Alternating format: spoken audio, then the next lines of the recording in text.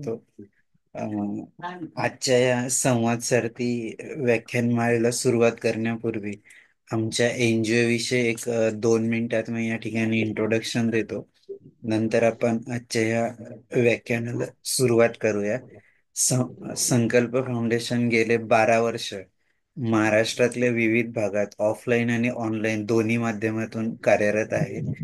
आमच्या एनजीओ मुख्य तत्व जे आहे, महात्मा गांधीजींचं खेड्याकडे चला आणि स्वामी विवेकानंद आणि रामकृष्ण परमहंसांचं शिवभावे जीवसेवा या तत्वाने आमचं एनजीओ काम करतं. गेल्या 12 वर्षात पर्यावरण, शिक्षण, आरोग्य, महिला सक्षमीकरण अशा विविध क्षेत्रात आमचं कार्य चाललंय. एक छोटस व्हिडिओ क्लिप आमच्या एनजीओची मी या ठिकाणी शेअर करतो.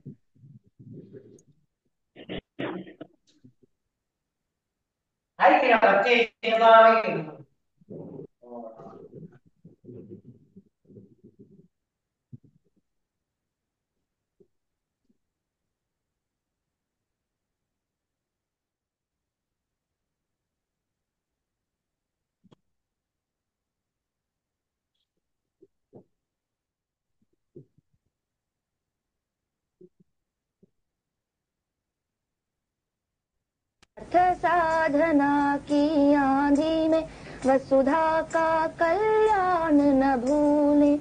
माना अगम गाध सिंधु है, संघर्षों का पार नहीं है, किंतु डूबना मझधारों में साहस को स्वीकार नहीं है। जटिल समस्या सुलझाने को नूतन अनुसंधान न भूले। निर्माणों के पावन युग में हम चरित्र निर्माण न भूले।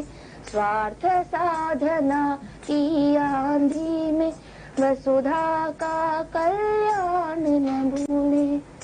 शील विनय आदर्श श्रेष्ठता तार बिना झंकार नहीं है। शिक्षा क्या स्वर साध सकेगी यदि नैतिक आधार नहीं है। कीर्ति कौमुदी की गरिमा में संस्कृति का सम्मान न भूले। निर्माणों के पावन युग में हम चरित्र निर्माण न भूले। स्वार्थ साधना की आंधी में वसुधा का कल्याण न भूले। आविष्कारों की कृतियों में यदि मानव का प्यार नहीं है, सुजन ही।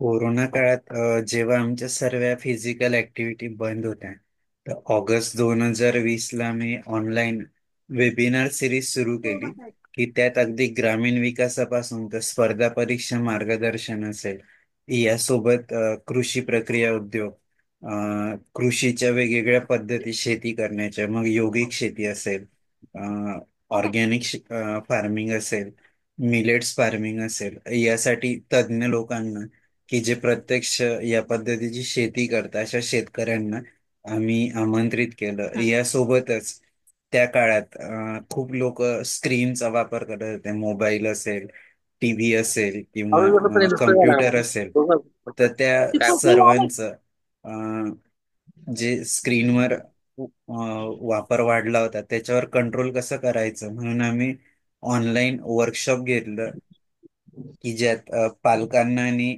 विद्यार्थ्यांना बोलवलं. या सोबत आपले दैवत छत्रपती शिवराय असतील, डॉक्टर बाबासाहेब आंबेडकर, भगवान गौतम बुद्ध यांच्या चरित्रावर देखील आम्ही ऑनलाईन वेबिनारचं आयोजन केलं. या संपूर्ण प्रवासात आम्हाला संपूर्ण महाराष्ट्रातून खूप चांगला प्रतिसाद मिळाला. आणि त्यातनं जेव्हा हे चाललं होतं, संवाद सारथीचा जन्म झाला.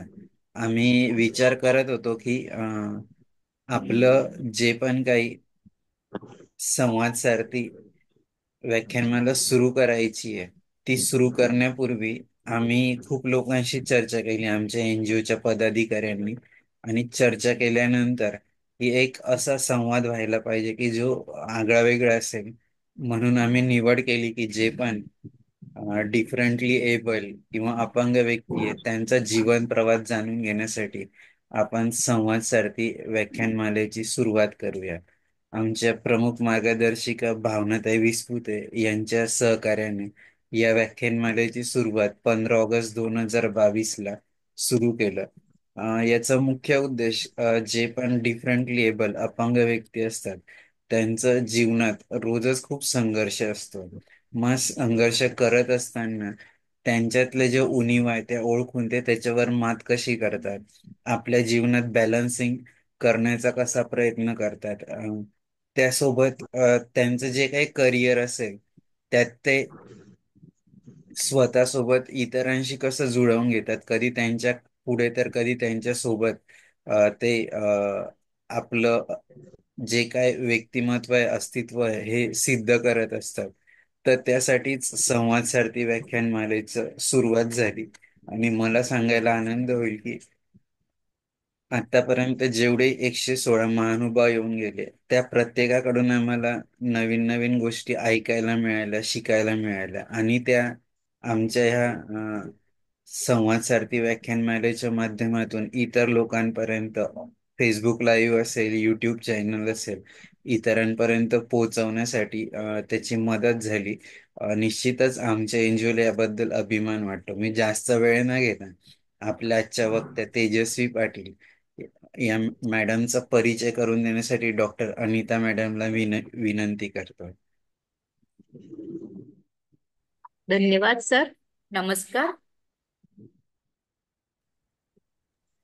नमस्कार, आवाज येतोय का माझा? हो येतोय. येतोय नमस्कार. मॅडम, बोला ना. येतोय. संवाद सारथी पुष्प 117. आज संवाद सारथी हा प्रवास मागे वळून पाहताना असं लक्षात येतं की सर्वांनी चे एकत्रित प्रयत्न आणि उत्साहामुळेच हा कार्यक्रम साध्य झालेला आहे. आणि त्यामध्ये सातत्य जे ठेवलं आहे ते माननीय विशाल सरांनी ते ठेवलेलं आहे. आणि त्याचबरोबर आपले विविध वक्ते देखील आहेच. हे केवळ आज आपण काय साध्य केलं आहे असं नाही, तर आपण बळकट करत असलेले बंध, आपण सामायिक करत असलेले ज्ञान आणि आपण तयार करत असलेल्या आठवणी खरंच खूप महत्वाच्या आहेत. तर संकल्प फाउंडेशन सामनेर आयोजित संवाद सारथी या वेब संवाद सत्रातील पुष्प 117 आज गुंफले जात आहे. संवाद सारथी या वेब संवाद सत्रातील 117 पुष्प गुंफण्यासाठी आपल्या अपंगत्वावर मात करत प्रशासकीय व सामाजिक क्षेत्रात आपले वेगळे स्थान निर्माण करणाऱ्या सोलापूर येथील जिल्हाधिकारी कार्यालयातील वरिष्ठ लिपिक पदी कार्यरत असलेल्या माननीय तेजस्वी रामचंद्र पाटील मॅडम आज आपणास वक्त्या म्हणून लाभलेल्या आहेत. मॅडमचं शिक्षण BCom MSW झालेलं आहे आणि तसेच त्या सामाजिक कार्यामध्ये देखील मॅडम सक्रिय आहेत. त्या सक्षम फाउंडेशन मध्ये काम देखील करतात. मॅडमचा जो छंद आहे तो वाचन हा मॅडमचा छंद आहे. तर अशा ह्या आपल्या मॅडम आहे माननीय तेजस्विनी रामचंद्र पाटील मॅडम, कहाणी चैतन्यमय तेजस्वीची या विषयावर आपल्याशी संवाद साधणार आहे. तर आपल्या ज्या वक्त्या आहे माननीय तेजस्वी मॅडम, यांचे मी आभार तर मानतेच, आणि त्यांनी त्यांचे विचार आपल्यासोबत शेअर करण्यासाठी जो वेळ काढला त्याबद्दल त्यांचे खरंच धन्यवाद.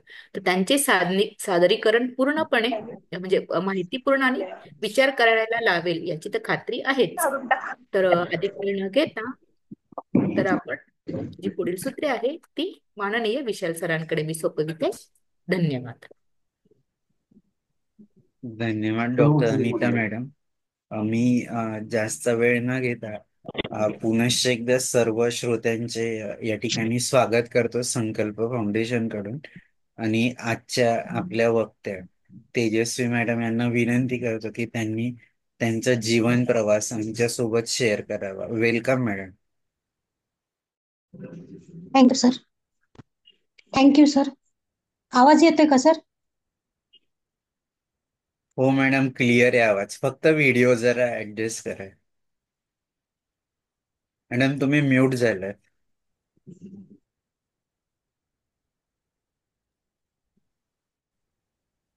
हा, दिसतंय का सर? हो, आता क्लिअर आहे, बोला. हो. थँक्यू सर, माझी ओळख करून दिल्याबद्दल. मॅडमचे पण थँक्यू आणि तुमचे पण थँक्यू. हॅलो. बोला हॅलो. मॅडम, आवाज येतोय तुमचा, बोला बोला. हो. तर माझ्याबद्दल माहिती सांगायची म्हटलं तर मी सध्या सोलापूर जिल्ह्यामध्ये कलेक्टर ऑफिसमध्ये सर्व्हिसला आहे. आणि माझा जन्म 4 नोव्हेंबर 1979 ला झाला. आणि जन्माला येताना मी व्यवस्थित होते, म्हणजे असं अपंगत्व नव्हतं जन्मताच मला. अं, आणि अपंगत्व नसल्यामुळं काही प्रॉब्लेम तर नव्हताच त्यामुळं. तर मी जन्मल्यानंतर 1.5 वर्षापर्यंत चालत होते, म्हणजे असं नॉर्मल जसं चालतात मुलं तसंच चालत होते. माझी आई सांगते, तू 9व्या महिन्यापासूनच चालायला लागलेली. म्हणजे 9व्या महिन्यापासून जे चालत होते ते 18व्या महिन्यापर्यंत मी चालत होते. आणि अचानक मला ताप आला तर माझी आई दवाखान्यात घेऊन गेल्यानंतर ताप कमी येण्यासाठी त्या डॉक्टरांनी मला जे इंजेक्शन दिलं, तर त्या इंजेक्शनाने मला पोलिओ झाला. पोलिओ झाल्यानंतर की मी जी चालणारी मुलगी होते ती पुन्हा मला झोपण्याशिवाय काहीच करता येत नव्हतं, म्हणजे पालथं पडता येत नव्हतं, काय हालचाल करता येत नव्हती, काहीच करता येत नव्हतं. मग तिच्या लक्षात आलं काहीतरी वेगळा प्रकार झालाय म्हणून तिच्या बाबतीत. मग त्यांनी मला दवाखान्यात त्याच डॉक्टरांकडे परत नेलं. तर त्यांनी काय ती गोष्ट एवढी एक्सेप्ट नाही केली आणि त्यांनी सांगितलं काय नाही, हे मी बरं करून देतो म्हणले, काय नाही झालं हिला. आणि मग 1.5 वर्षाची असल्यापासून पुन्हा माझी पहिल्यापासून प्रोसेस चालू झाली. मला पालथं पडायला यायला लागलं, मला सरकता यायला लागलं, पुन्हा मी बसायला शिकले, पुन्हा मी रांगायला शिकले. आणि ह्या सगळ्या पिरियड मध्ये 6 महिन्याचा पिरियड निघून गेला. 6 महिन्याचा पिरियड निघून गेल्यानंतर तिथनं माझी जी प्रगतीची जी प्रोसेस होती, शरीरामध्ये जी प्रगती व्हायला पाहिजे ती स्टॉप झाली पूर्ण. आणि त्या त्या रांगण्यापर्यंतच मी स्टॉप झाले. तिथून पुढं मला उभं राहता येत नव्हतं किंवा चालता येत नव्हतं. मग पुढून मी कंटिन्यू असं रांगतच राहिले, म्हणजे लहान बाळ कसं 1.25 वर्षाचं 1.5 वर्षाचं रांगतं, 2 हातावर आणि गुडघ्यावर, तशीच मी रांगायला लागले. आणि तिथून मग आई वडिलांचे प्रयत्न चालू होते, ह्या दवाखान्यात ने, इकडचं मालिश कर तिकडचं मालिश कर, पण एवढा काही फरक पडत नव्हता. म्हणजे त्यांना वाटायचं की मालिश केलं तर हिचे पाय पुन्हा सरळ होतील, ही चालू शकेल वगैरे, असं त्यांचं समज होता, पण तसं काही झालं नाही. मग ते पूर्ण 4-5 वर्षाचा पिरियड, म्हणजे लहानपणापासून 5-6 वर्षापर्यंत मी रांगतच सगळं करायचे. म्हणजे कुठं जायचं झालं, काय झालं, वडील मला खांद्यावर घ्यायचे किंवा आई कडेवर घेऊन कुठं पण जायची, ह्याच पद्धतीनं चालू होतं. मग जेव्हा शाळेत जायची वेळ आली, म्हणजे मी 6 वर्षापर्यंत तर काय विषय नव्हता. आणि त्यावेळी एवढं कोण बालवाडीत घालायचं किंवा शाळेत घालायचं. बालवाडी म्हणजे शाळेच्या पहिलीच्या अगोदर जी प्रोसेस असते बालवाडीत घालायचं वगैरे, त्यावेळी एवढं कोणाचं लक्ष देत नव्हतं, डायरेक्ट पहिलीच बसायचं. मग मी 7 वर्षाची असेल तर शाळेत घालायचं की नाही इथपासून सुरुवात झाली. मग आईला वाटायचं शाळेत घाला, मुलांना वाटायचं नाही हिला का कोण न्यायचं शाळेत वगैरे, असं त्यांचं एक मत होतं. आणि त्यांचं पण एका दृष्टीने बरोबरच होतं, हिला शाळेत कोण नेणार किंवा तिला आणणार कोण, कारण मी तर रांगत होते ना, त्यांचं त्या दृष्टीनं बरोबरच होतं. पण आईचा एकच हट्ट होता, मग हिला घरी ठेवून काय करायचं, हिला शाळेत पाठवा. मग शेवटी आईचं ऐकलं आणि वडिलांनी मला शाळेत नेऊन बसवलं. मग ज्या दिवशी मला शाळेत नेऊन बसवलं, शाळा सुरू होऊन 1 महिना 1.5 महिना झालंच होतं. मग शाळेत नेऊन ज्या दिवशी मला बसवलं, त्याच दिवशीची माझी जन्मतारीख 20 जुलै 1979 गुरुजींनी टाकली की जन्मतारीख म्हणून. ती अजूनपर्यंत रेकॉर्डला तीच माझी जन्मतारीख आहे. आणि त्या दिवशीपासून माझी शाळा सुरू झाली. मग शाळेत मला तो दिवस आज पण आठवतो की ज्या दिवशी मला वडिलांनी सायकलवर नेलं होतं आणि शाळेत बसवलं होतं. मग तिथून शाळा चालू झाली. अभ्यासात पण मी बरी होते, मला बऱ्यापैकी कळत होतं की आपण अभ्यास करायला पाहिजे. म्हणजे ते जन्मता जातच गुण होता का, असं मला आता वाटतं. की मला असं कोण सांगत नव्हतं की तू अभ्यास कर किंवा तुला अभ्यास केलाच पाहिजे, त्याच्याशिवाय पर्याय वगैरे नाही, असं कोण काही सांगत नव्हतं. पण ती आवडच होती माझी की गेलं का अभ्यास करायचं आलं का, शाळेत दिलेला अभ्यास करायचा. त्यामुळं बऱ्यापैकी मी हुशार झाले होते. मग पाढे म्हणताना बाई मला पुढं बसवायच्या. मी पुढे पाढे म्हणले का माझ्या माग इतर मुलं म्हणायची क ख ग घ इथपासून सगळं मी लीड घ्यायचे म्हणजे वर्गामध्ये. माझ्या माग इतर मुलं म्हणायची. आणि त्यावेळी कसं होतं, 5व्या वर्षी किंवा 6व्या वर्षी शाळेत घालायचे, पण मला उंचीच्यामुळं मला 7व्या वर्षी शाळेत घातलं होतं. शाळेत घातल्यानंतर बहीण बहीण माझ्यापेक्षा 2 मोठ्या बहिणी आणि भाऊ अशी मिळून कोणतरी मला शाळेत नेऊन बसवायचं आणि येताना घेऊन यायचे. त्यावेळी शाळा कशी होती, सकाळी 7ला भरायची आणि 12ला सुटायची, पुन्हा 2ला भरायची आणि 5ला सुटायची. असं व्हायचं. मग त्या आणायचे न्यायचे सोडायचे का साधारण 1-1.5 किलोमीटर असेल शाळा घरापासून. आणि माझे वडील सहकारी साखर कारखान्यात कामाला होते. त्यामुळे तिथली शाळा बऱ्यापैकी चांगली होती, शिकवायचे, अभ्यास करून पण घ्यायचे, शाळेचा काही प्रॉब्लेम नव्हता. अशा पद्धतीनं माझं 3री पर्यंत शिक्षण झालं. मग 4थीला गेले मी आणि 4थीच्या निम्म्या वर्गात गेल्यानंतर माझ्या वडिलांना कामावरून कमी केलं. कामावरून कमी केलं आणि त्याच्या अगोदर कसं होतं, मग कामावरून कमी केल्यानंतर मला ती शाळा सोडून आमच्या गावी यावं लागलं. गावी आल्यानंतर त्या 4थीला गेले तरी मी रांगतच होते, म्हणजे कोणतरी घेऊन सोडायचं. वडिलांना वेळ असेल वडील सोडायचे किंवा मग बहिणींना वेळ असेल तर बहिणी सोडायच्या. येताना पण कुणाला ज्याला वेळ असेल ते घेऊन यायचं शाळेतून. मग गावाकडं आल्यानंतर गावातल्या शाळेत घातलं शाळेत मला. मग गावातल्या शाळेत कसं होतं, 4थीपर्यंतच आमच्या गावात शाळा होती. म्हणजे पंढरपूर तालुक्यातलं शेवते हे आमचं गाव आहे. तर आणि तिथं कसं होतं, 1ली, 2री, 3रीचे वर्ग शाळेच्या स्टँडवर व्हायचे आणि 4थीचा वर्ग गावठाण म्हणून दुसरा एरिया डेव्हलप केलेला होता. तिथं 2 वर्ग जिल्हा परिषदने बांधलेले. तिथं 4थीचा वर्ग भरायचा आणि तो बऱ्यापैकी लांब होता. मला वाटतं काहीतरी 2.5-3 किलोमीटर असेल ते शाळेत. मग तिथं गावात ऍडमिशन घेतल्यानंतर तिथं जायचं म्हणलं तर बरंच लांब होतं. मग आम्ही ज्या गल्लीत राहत होतो त्या गल्लीत माझं घर रस्त्यावरच होतं. रस्त्यावर होतं तर शाळेतनं वडील सायकलवर सोडायचे किंवा बहीण सोडायची किंवा सायकलवरून दारातून कोण चाललेला असेल तर आई त्यांच्या सायकलवर मला बसवून द्यायची की हिला नेऊन शाळेत बसवा म्हणून. मग शाळेत बसवा म्हणून सांगितलं तर जायचे किंवा एखादी बैलगाडी चाललेली असेल घरासमोरून त्या बैलगाडीत जाऊन मी बसायचे. मग त्या रस्त्यावरनं रांगत जायचे, शाळेत बसायचे आणि जाऊन बसायचे आणि चाललेलं माझं तिथं पूर्ण 4थीचं पूर्ण शिक्षण झालं माझं. आणि 4थीची स्कॉलरशिपची परीक्षा होती, म्हणजे स्कॉलरशिपची म्हणता नाही येणार, शेवटची जी परीक्षा असते फायनल, ती परीक्षा आमच्या गावापासून एक 5-6 किलोमीटर गाव आहे भोसे म्हणून, त्या गावात होती.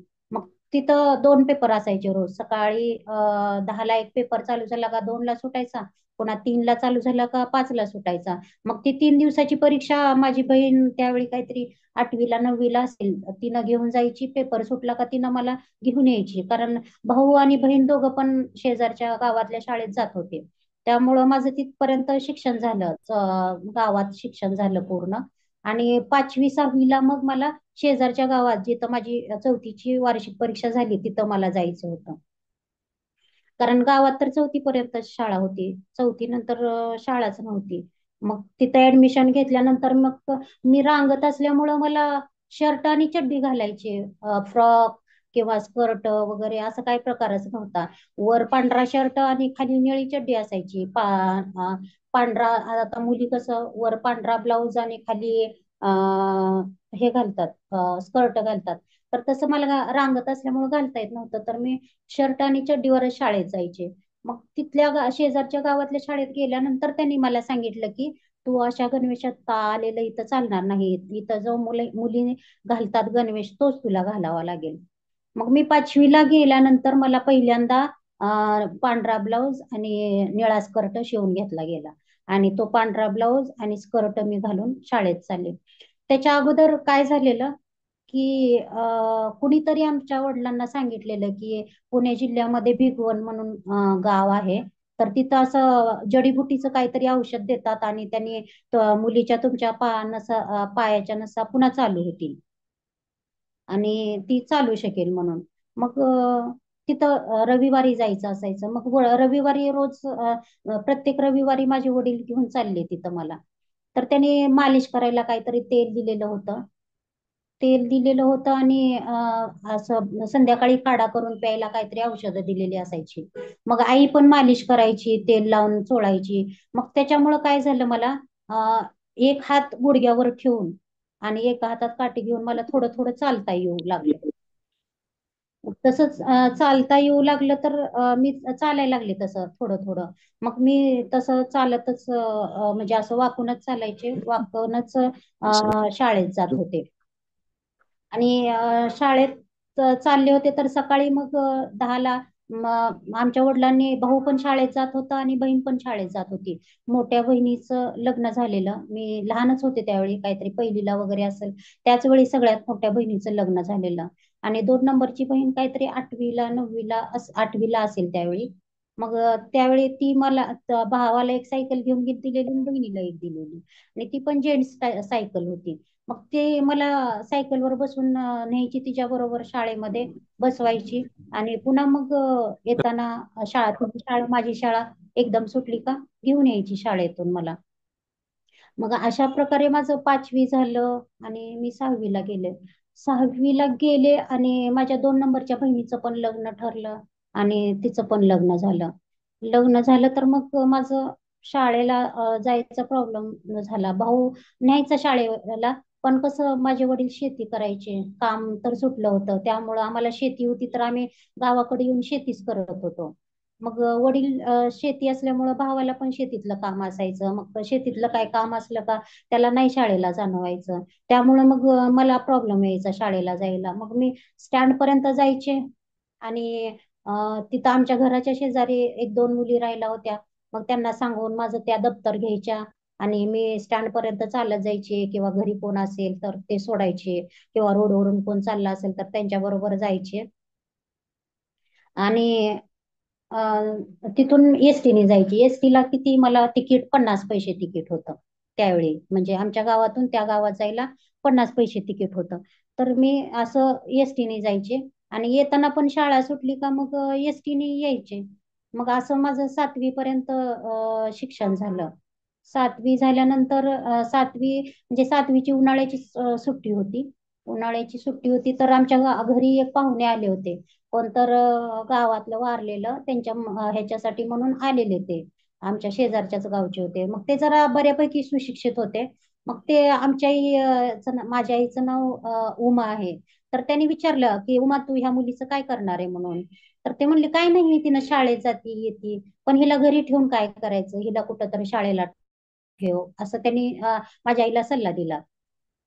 मग सल्ला दिल्यानंतर आईच्या पण डोक्यात आलं ते. मग ती वडिलांच्या पाठीमागच लागली, हिला आपण कुठं तरी शाळेला ठेवू म्हण वगैरे असं वडिलांच्या मागे लागले. मग मला माहित नाही वडिलांना पूर्वी कोण म्हणलं होतं का काय, किंवा घरात तसा कधी विषय नाही झाला. पण माझी मावशी आहे, आमच्या गावाच्या शेजारीच आहे, एक 10-12 किलोमीटर आहे. मग ते जरा म्हणजे गावचे पाटीलच म्हणलं तर चालेल. मग त्यांनी त्यांच्याकडे एक ग्रामसेवक होते, ते तळेगाव दाभाड्याचे होते. मग ते तळेगाव दाभाड्याचे जे ग्रामसेवक होते ना, त्यांचे पाहुणे वानवडी इथं संस्था जी आहे अपंग कल्याणकारी संस्था, तिथं त्यांचे पाहुणे राहायला होते. त्यामुळे त्यांना ती स्वतः माहित होती.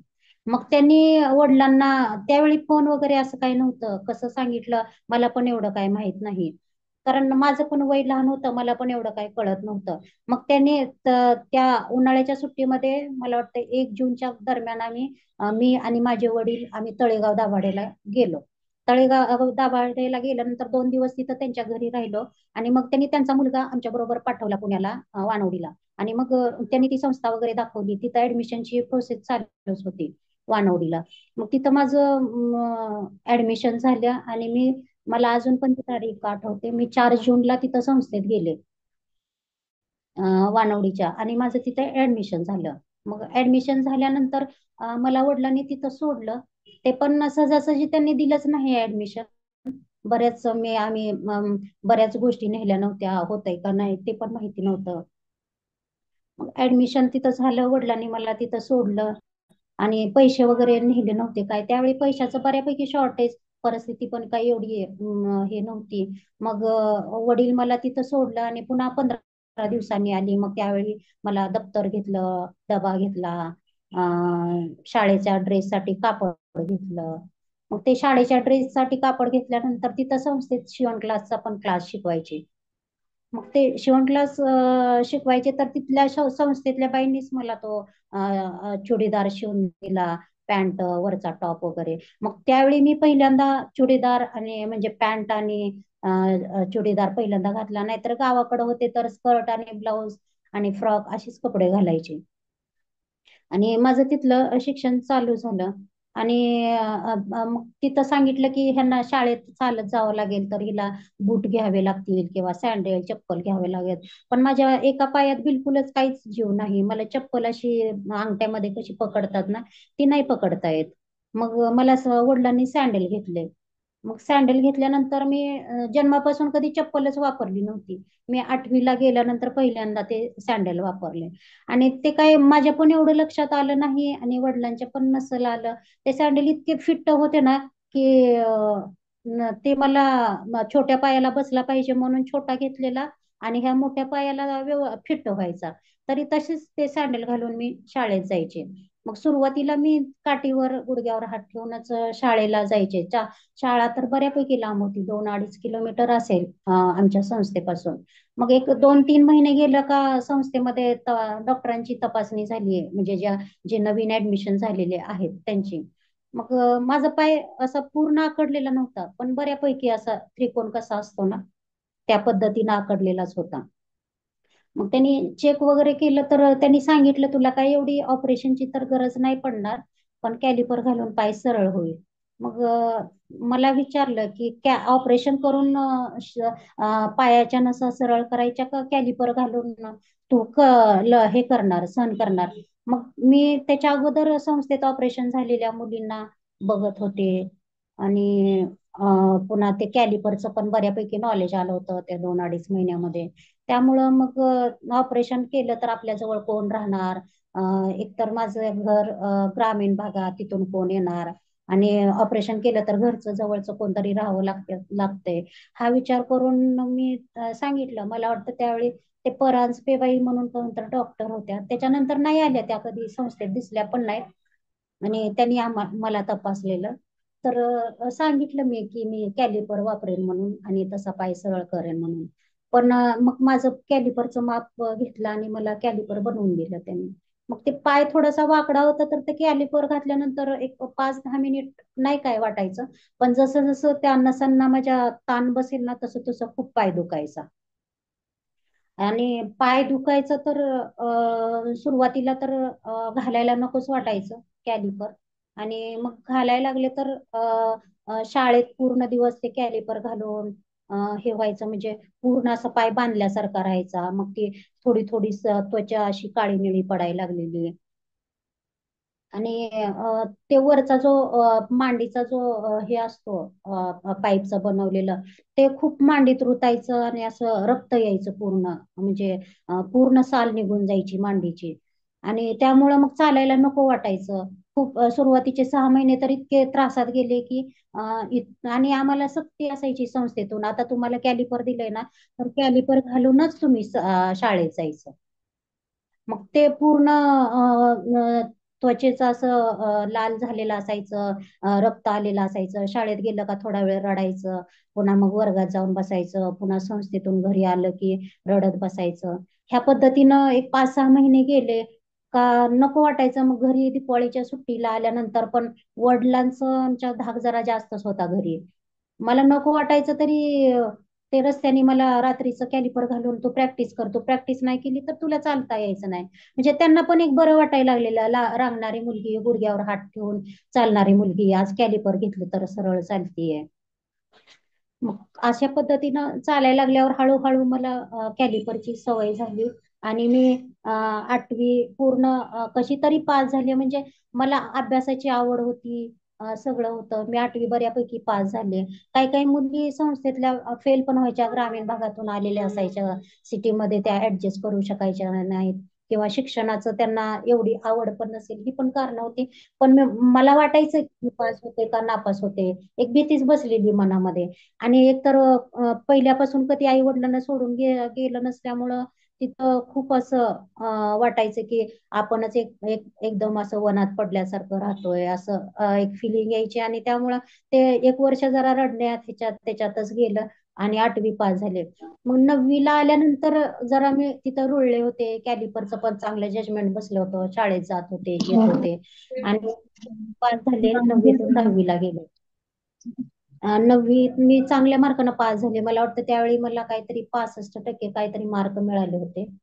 आणि संस्थेत माझं या काही म्हणून आम्हाला हे होत्या सुपरिटेंडंट होत्या, त्यांनी माझं त्यावेळी खूप कौतुक केलेलं. आणि त्यानंतर 10वी मी पास झाले. 10वी पास झाल्यानंतर मला वाटायचं की गावाकडे आपल्या कॉलेज जवळ नाही, काय नाही, तर आपण पुण्यात राहूनच आपलं 11वी 12वी पुढचं शिक्षण पूर्ण करावं. मग मी 10वीचा रिझल्ट आणायला गेल्यानंतर संस्थेत गेले आणि तिथं सांगितलं की मला इथंच पुण्यामध्ये ऍडमिशन घ्यायचंय. मग तू ऍडमिशन तुला पुण्यामध्ये मिळेपर्यंत तू संस्थेत राहू शकते, असं मला संस्थेने सांगितलं.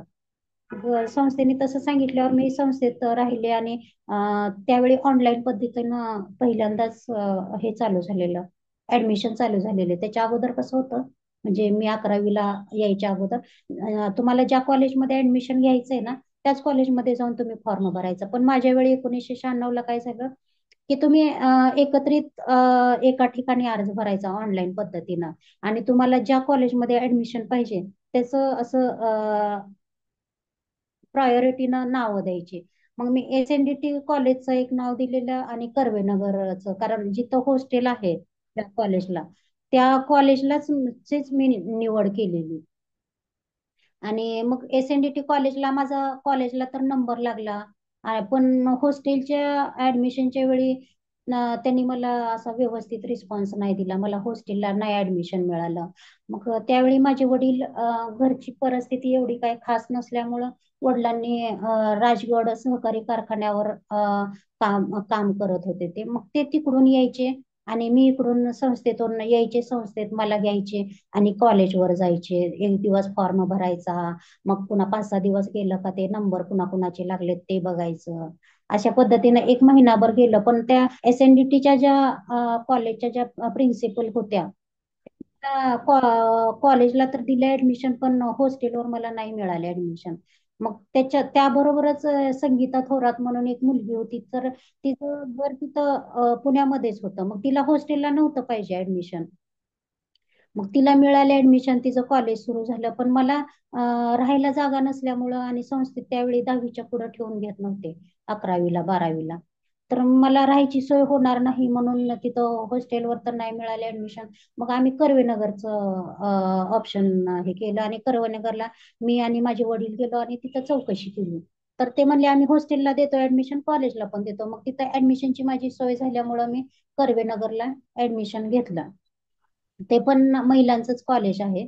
आणि तिथं घेतल्यानंतर माझं कॉलेज सुरू झालं. वडिलांनी मला तिथं ठेवलं.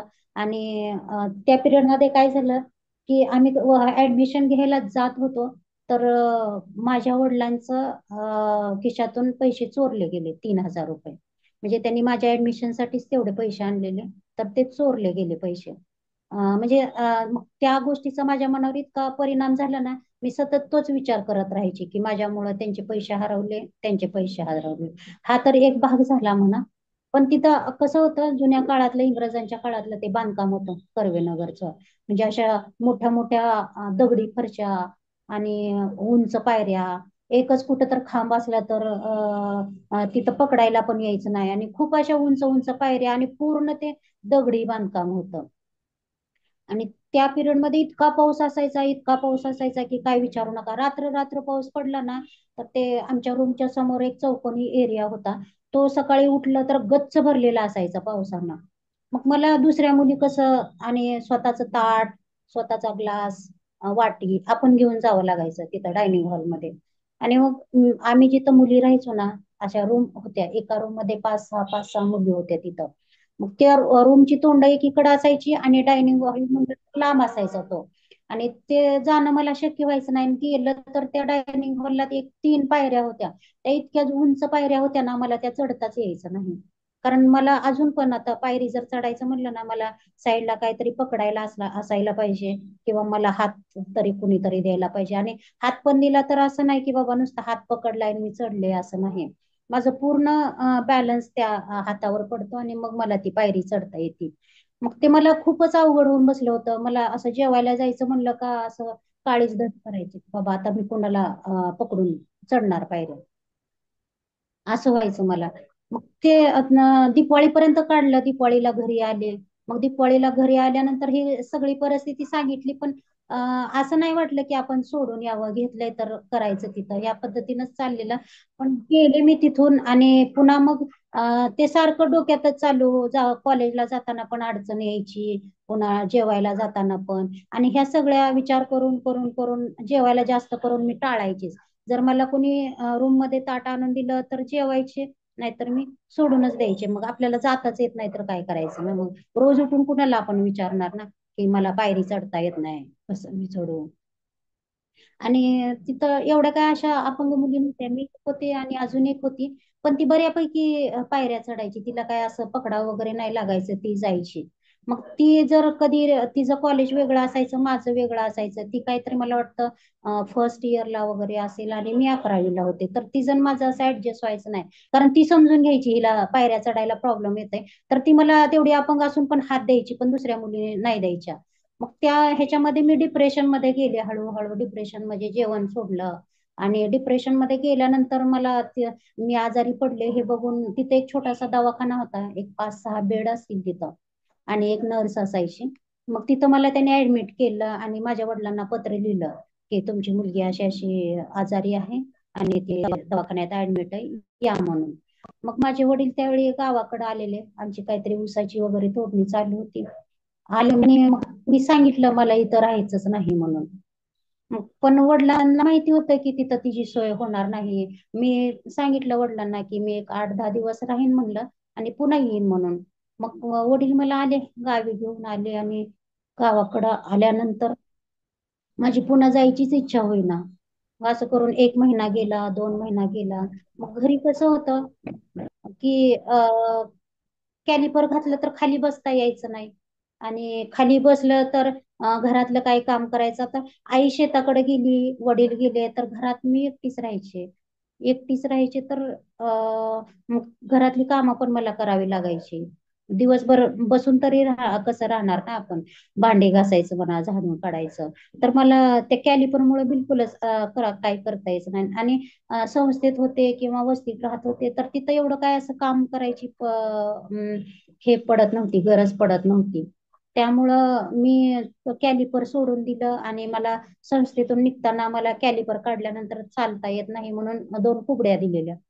तर मी त्या 2 कुबड्या घेऊन चालायला लागले. मग एक 8-15 दिवस गेलं का मी एक कुबडी सोडून एका कुबडीवर चालायला लागले. मग मी ते कॅलिपरच घालणं बंद केलं घरी आल्यानंतर. कुबडीच घेऊन सगळी घरातली कामं करायचे. आणि चाललेलं. मग त्या पिरियड मध्ये थोडं आमचं शेत बऱ्यापैकी लांब असल्यामुळं आई वडील शेतात राहायला गेले, मी पण गेले त्यांच्या बरोबर. मग मला वाटतं 11वीला असताना म्हणजे मार्च मध्ये मला त्यांचं, फेब्रुवारी मध्ये मला त्यांचं पत्र आलं कर्वेनगरचं की तुम्ही जर परीक्षेला हजर नाही राहिलं तर तुमचं हे वर्ष वाया जाईल म्हणून. तसं म्हणल्यानंतर मग आईनी आणि वडिलांनी विचारलं का तुला तिथं जायची इच्छा आहे का, जायचंय का. मग सुरुवातीला तर होय म्हणलं. आम्ही निम्म्या रस्त्यापर्यंत गेलो. आणि पुन्हा तिथं काय झालं मला काय माहिती, मी वडिलांना सांगितलं की मला नाही जायचं म्हणून तिथं. मग ठीक आहे म्हणले वडील, मी तुझं सामान तरी घेऊन येतो. मग ते वर्ष माझं गॅप पडला. आणि मी परीक्षा पण नाही दिली. आणि हे झालं माझं, त्या वर्षाचा गॅपच पडला.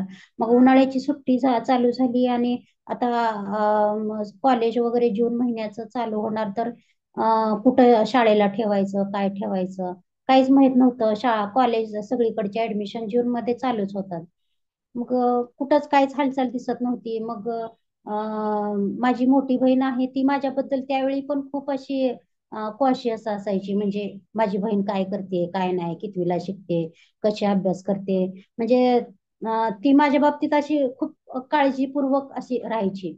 मग मला विचारलं तिनं, तुझं ऍडमिशनचं काहीच बघत नाहीत का अजून? मी म्हटलं नाही ग, काहीच नाही चालू अजून तर ऍडमिशनचं. तर अगं म्हणली, 1 वर्ष तुझं वाया गेलं, आता दुसरं पण घालवणार आहे का तू अशीच वाया? मग ती तिच्या गावावरून आली आमच्या गावाला. तिचं पण गाव असं 10-12 किलोमीटर. माझी मावशी आहे ना, त्याच गावात तिला पण दिलेलं आहे. मग ती आली आणि मग सांगितलं, हिचं 1 वर्ष वाया घालवलं, आता दुसरं पण तुम्ही असंच वाया घालवणार आहे का? मग तिच्या सांगण्यावरून मग वडील गेले पंढरपूरला. गॅप म्हणजे मी घरीच होते, वडीलच जायचे यायचे. गॅप सर्टिफिकेट काय काय प्रोसेस लागते, गॅप सर्टिफिकेट काढलं कचेरीत जाऊन. आणि कुठं घ्यायचं ऍडमिशन का? आता ते कर्मवीर भाऊराव पाटील कॉलेज आहे, पण ते बऱ्यापैकी लांब होतं. मग ते उमा कॉलेज पण बऱ्यापैकीच लांब आहे, पण एवढं असं मोठं कॉलेज नाही, ते लिमिटेड कॉलेज आहे. मग ते उमा कॉलेजला वडिलांनी माझं ऍडमिशन घेतलं. मग त्यावेळी उशीर झाल्यामुळं आर्ट्सला ऍडमिशन घ्यायचं, तर आर्ट्स साईडचे सगळे ऍडमिशन फुल झालेले, जवळजवळ त्यावेळी 150-200 ऍडमिशन झालेले. आणि कॉमर्सला थोडे 10-12 ऍडमिशन होते. ते म्हणले, तुम्हाला घ्यायचं असेल तर आम्ही कॉमर्सला ऍडमिशन देतो, तिला काय आर्टला नाही मिळणार ऍडमिशन. मग ठीक आहे, कॉमर्सला तर कॉमर्सला घेतलं ऍडमिशन तिथं. मग ते ह्या सगळ्या कागदपत्रांच्या जुळवाजुळवीमध्ये माझ्या वडिलांना कोणीतरी सांगितलं होतं की शासनाचं एक वसतिगृह आहे, गाडगे महाराजांचा मठ आहे, तिथं गयाबाईची एक बिल्डिंग आहे, तिथं तिथं शासकीय मुलींचे वसतिगृह आहे, तिथं मुली राहतात बऱ्यापैकी म्हणून. वडिलांना तसं सांगितल्यानंतर वडील तिथं फॉर्म भरून आले त्या वसतिगृहात जाऊन. म्हणजे डॉक्टर बाबासाहेब आंबेडकर मागासवर्गीय मुलींचे वसतिगृह, समाज कल्याणचे वसतिगृह आहे. तिथं फॉर्म भरून, तर तिथं पण ऍडमिशन मिळते का नाही अशीच अवस्था होती. कारण मागासवर्गीय मुलींसाठी ते हॉस्टेल असल्यामुळं आणि मी ओपन मध्ये येत असल्यामुळं मिळतं का नाही माहित नव्हतं.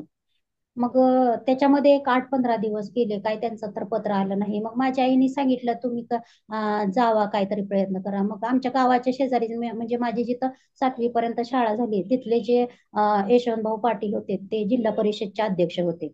मग त्यांना जाऊन माझे वडील भेटले आणि त्यांनी सांगितलं की मुलीचा असा असा फॉर्म भरलाय शासकीय, आणि ते काय ऍडमिशन देत नाहीत.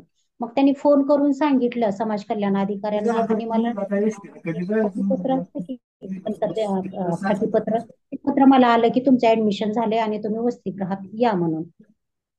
मग मी, माझे वडील, माझं सगळं साहित्य वगैरे घेऊन आलो, आणि माझं तेव्हापासून कॉलेज चालू झालं.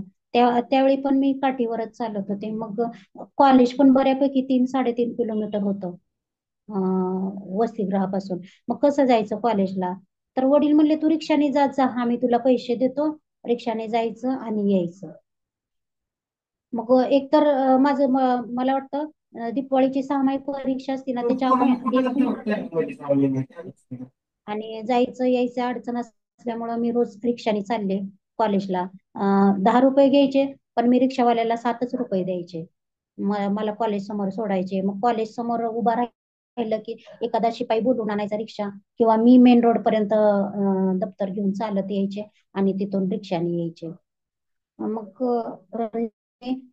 कॉलेजमध्ये बऱ्यापैकी सिलेबस शिकवून झालेला, नोट्स त्यावेळी द्यायचे. नोट्स दिलं का त्या नोट्सवरच आधारित उत्तरं लिहायची, म्हणजे परीक्षा असायची. कारण कॉमर्सला कुठं एवढी पुस्तकं मिळतात आपल्याला. म्हणजे विषय 6 होते, मराठी, इंग्रजी, ऑर्गनायझेशन ऑफ कॉमर्स, आणि सेक्रेटरियल प्रॅक्टिस, अकाउंट आणि सहकार, असे 6 विषय होते.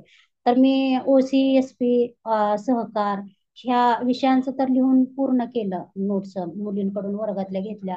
मग वर्गातल्या मुलीने मला उगाच जुजबी नॉलेज दिला अकाउंटचं. क्रेडिटला कुठल्या गोष्टी येतात, डेबिट म्हणजे काय, ह्या पद्धतीनं द्यायला.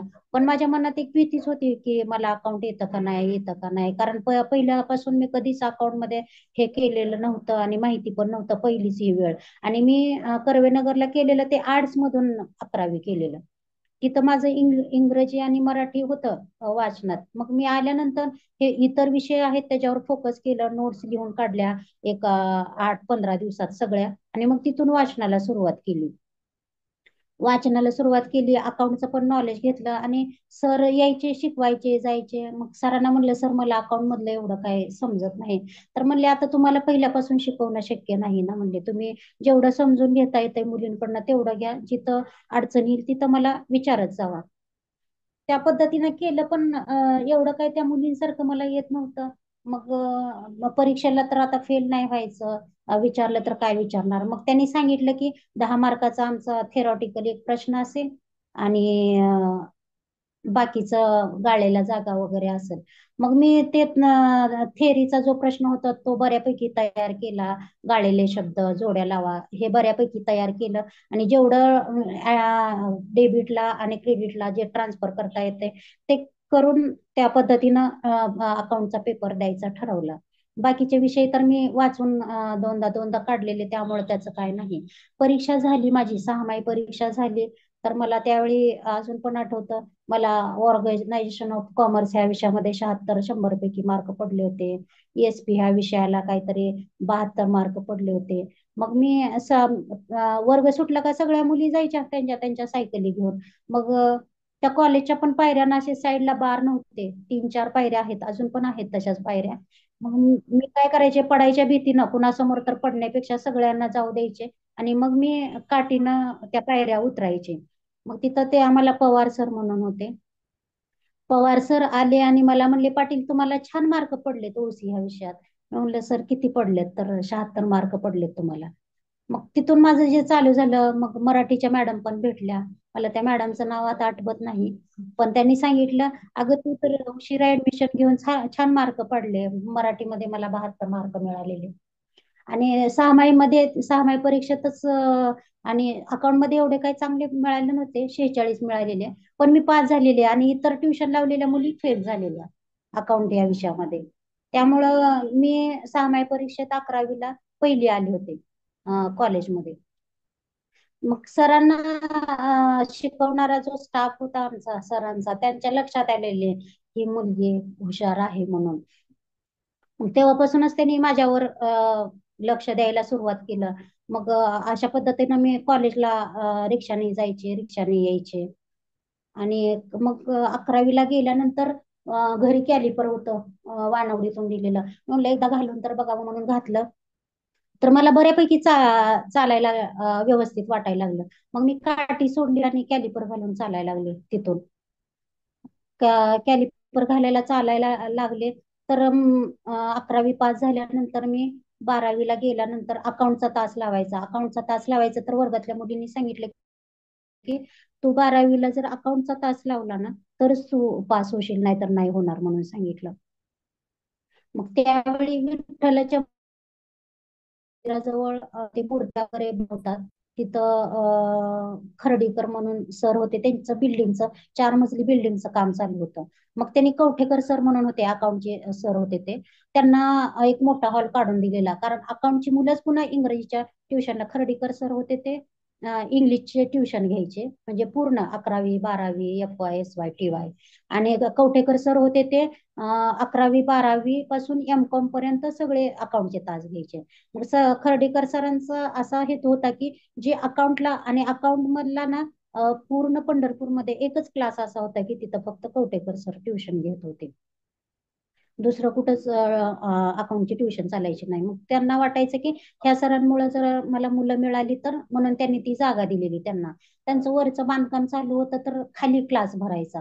मग 12वीला मी ट्युशन जॉईन केलं आणि अबाव 90 म्हणून एक बॅच होती. म्हणजे ज्यांना अकाउंटमध्ये 90 पेक्षा जास्त जर मार्क पाहिजे असतील तर ती एक बॅच होती. मग मी काय ती जॉईन नाही केली, रेग्युलर जी आपली 9 ते 10ची जी बॅच होती ती जॉईन केली आणि त्या क्लासला जायला लागले. मग बऱ्यापैकी माझं हे झालं होतं, अभ्यास पण चांगला होता. मी 12वीला पास झाले आणि मला काही वाटलं नाही की मी पहिली वगैरे काय, कारण परीक्षेच्या अगोदर 2 महिने शिक्षक लोकांचा संप चालू होता. मग सगळी मुलं घरीच बसून अभ्यास करायची, मी पण केला त्या पद्धतीनं.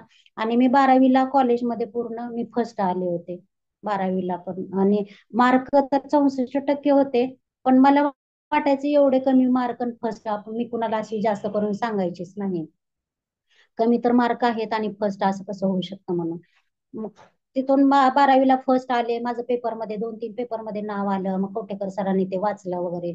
मग 13वीला ऍडमिशन घ्यायचं तर 13वीला मी तिथंच ऍडमिशन घेतलं, उमा कॉलेजला ऍडमिशन घेतलं. आणि ट्युशनचं बघायला घेतलं, बीकॉम फर्स्ट इयरला ऍडमिशन घेतलं. आणि ट्युशनचं बघायला गेले तर त्यावेळी ती खर्डीकर सरांची बिल्डिंग पूर्ण तयार झालेली. आणि ट्युशनचा जो आमचा FYचा क्लास होता तो त्यांनी 5व्या मजल्यावर नेलेला. मग मी कॉलेजमध्ये असताना मुली सांगायच्या मला, आमच्या वर्गातल्या मुली ज्या कवटेकर सरांकडे ट्युशनला जायच्या, त्यांनी सांगितलेलं, अगं पाटील तुला येणं शक्य नाही. सरांनी आता ट्युशन 5व्या मजल्यावर घेतली, तू कशा पायऱ्या चढणार, काय चढणार. मग कॉलेजच्या तिथं एक कुलकर्णी सर म्हणून होते. तिथं एक आमच्या वर्गातली एकच मुलगी तिथं ट्युशनला जायची. त्या सरांना मी विचारलं तर ते कॉलेजच्या तिथं ट्युशनला यायचं वेगळं, ते सर 4ला ट्युशन घ्यायचे. मी कॉलेज कधी करणार, कुठं बसणार, काय करणार, ह्या पद्धतीनं ते म्हणले तुम्ही येऊ शकता पण एवढ्या लांब येणं तुम्हाला शक्य नाही म्हणले ट्युशनला. तो पण ऑप्शन गेला. ते घरातच ट्युशन घ्यायचे. मग माझी एक मैत्रीण होती, मला वाटतं जयश्री कांबळे तिचं नाव होतं. मग मी तिला विचारलं तू कुठं ट्युशन करते किंवा कसं, तर ती म्हणली माझी बहीण MCOM झालेली आहे म्हणली, तीच मला घरी अकाउंट शिकवते म्हणली.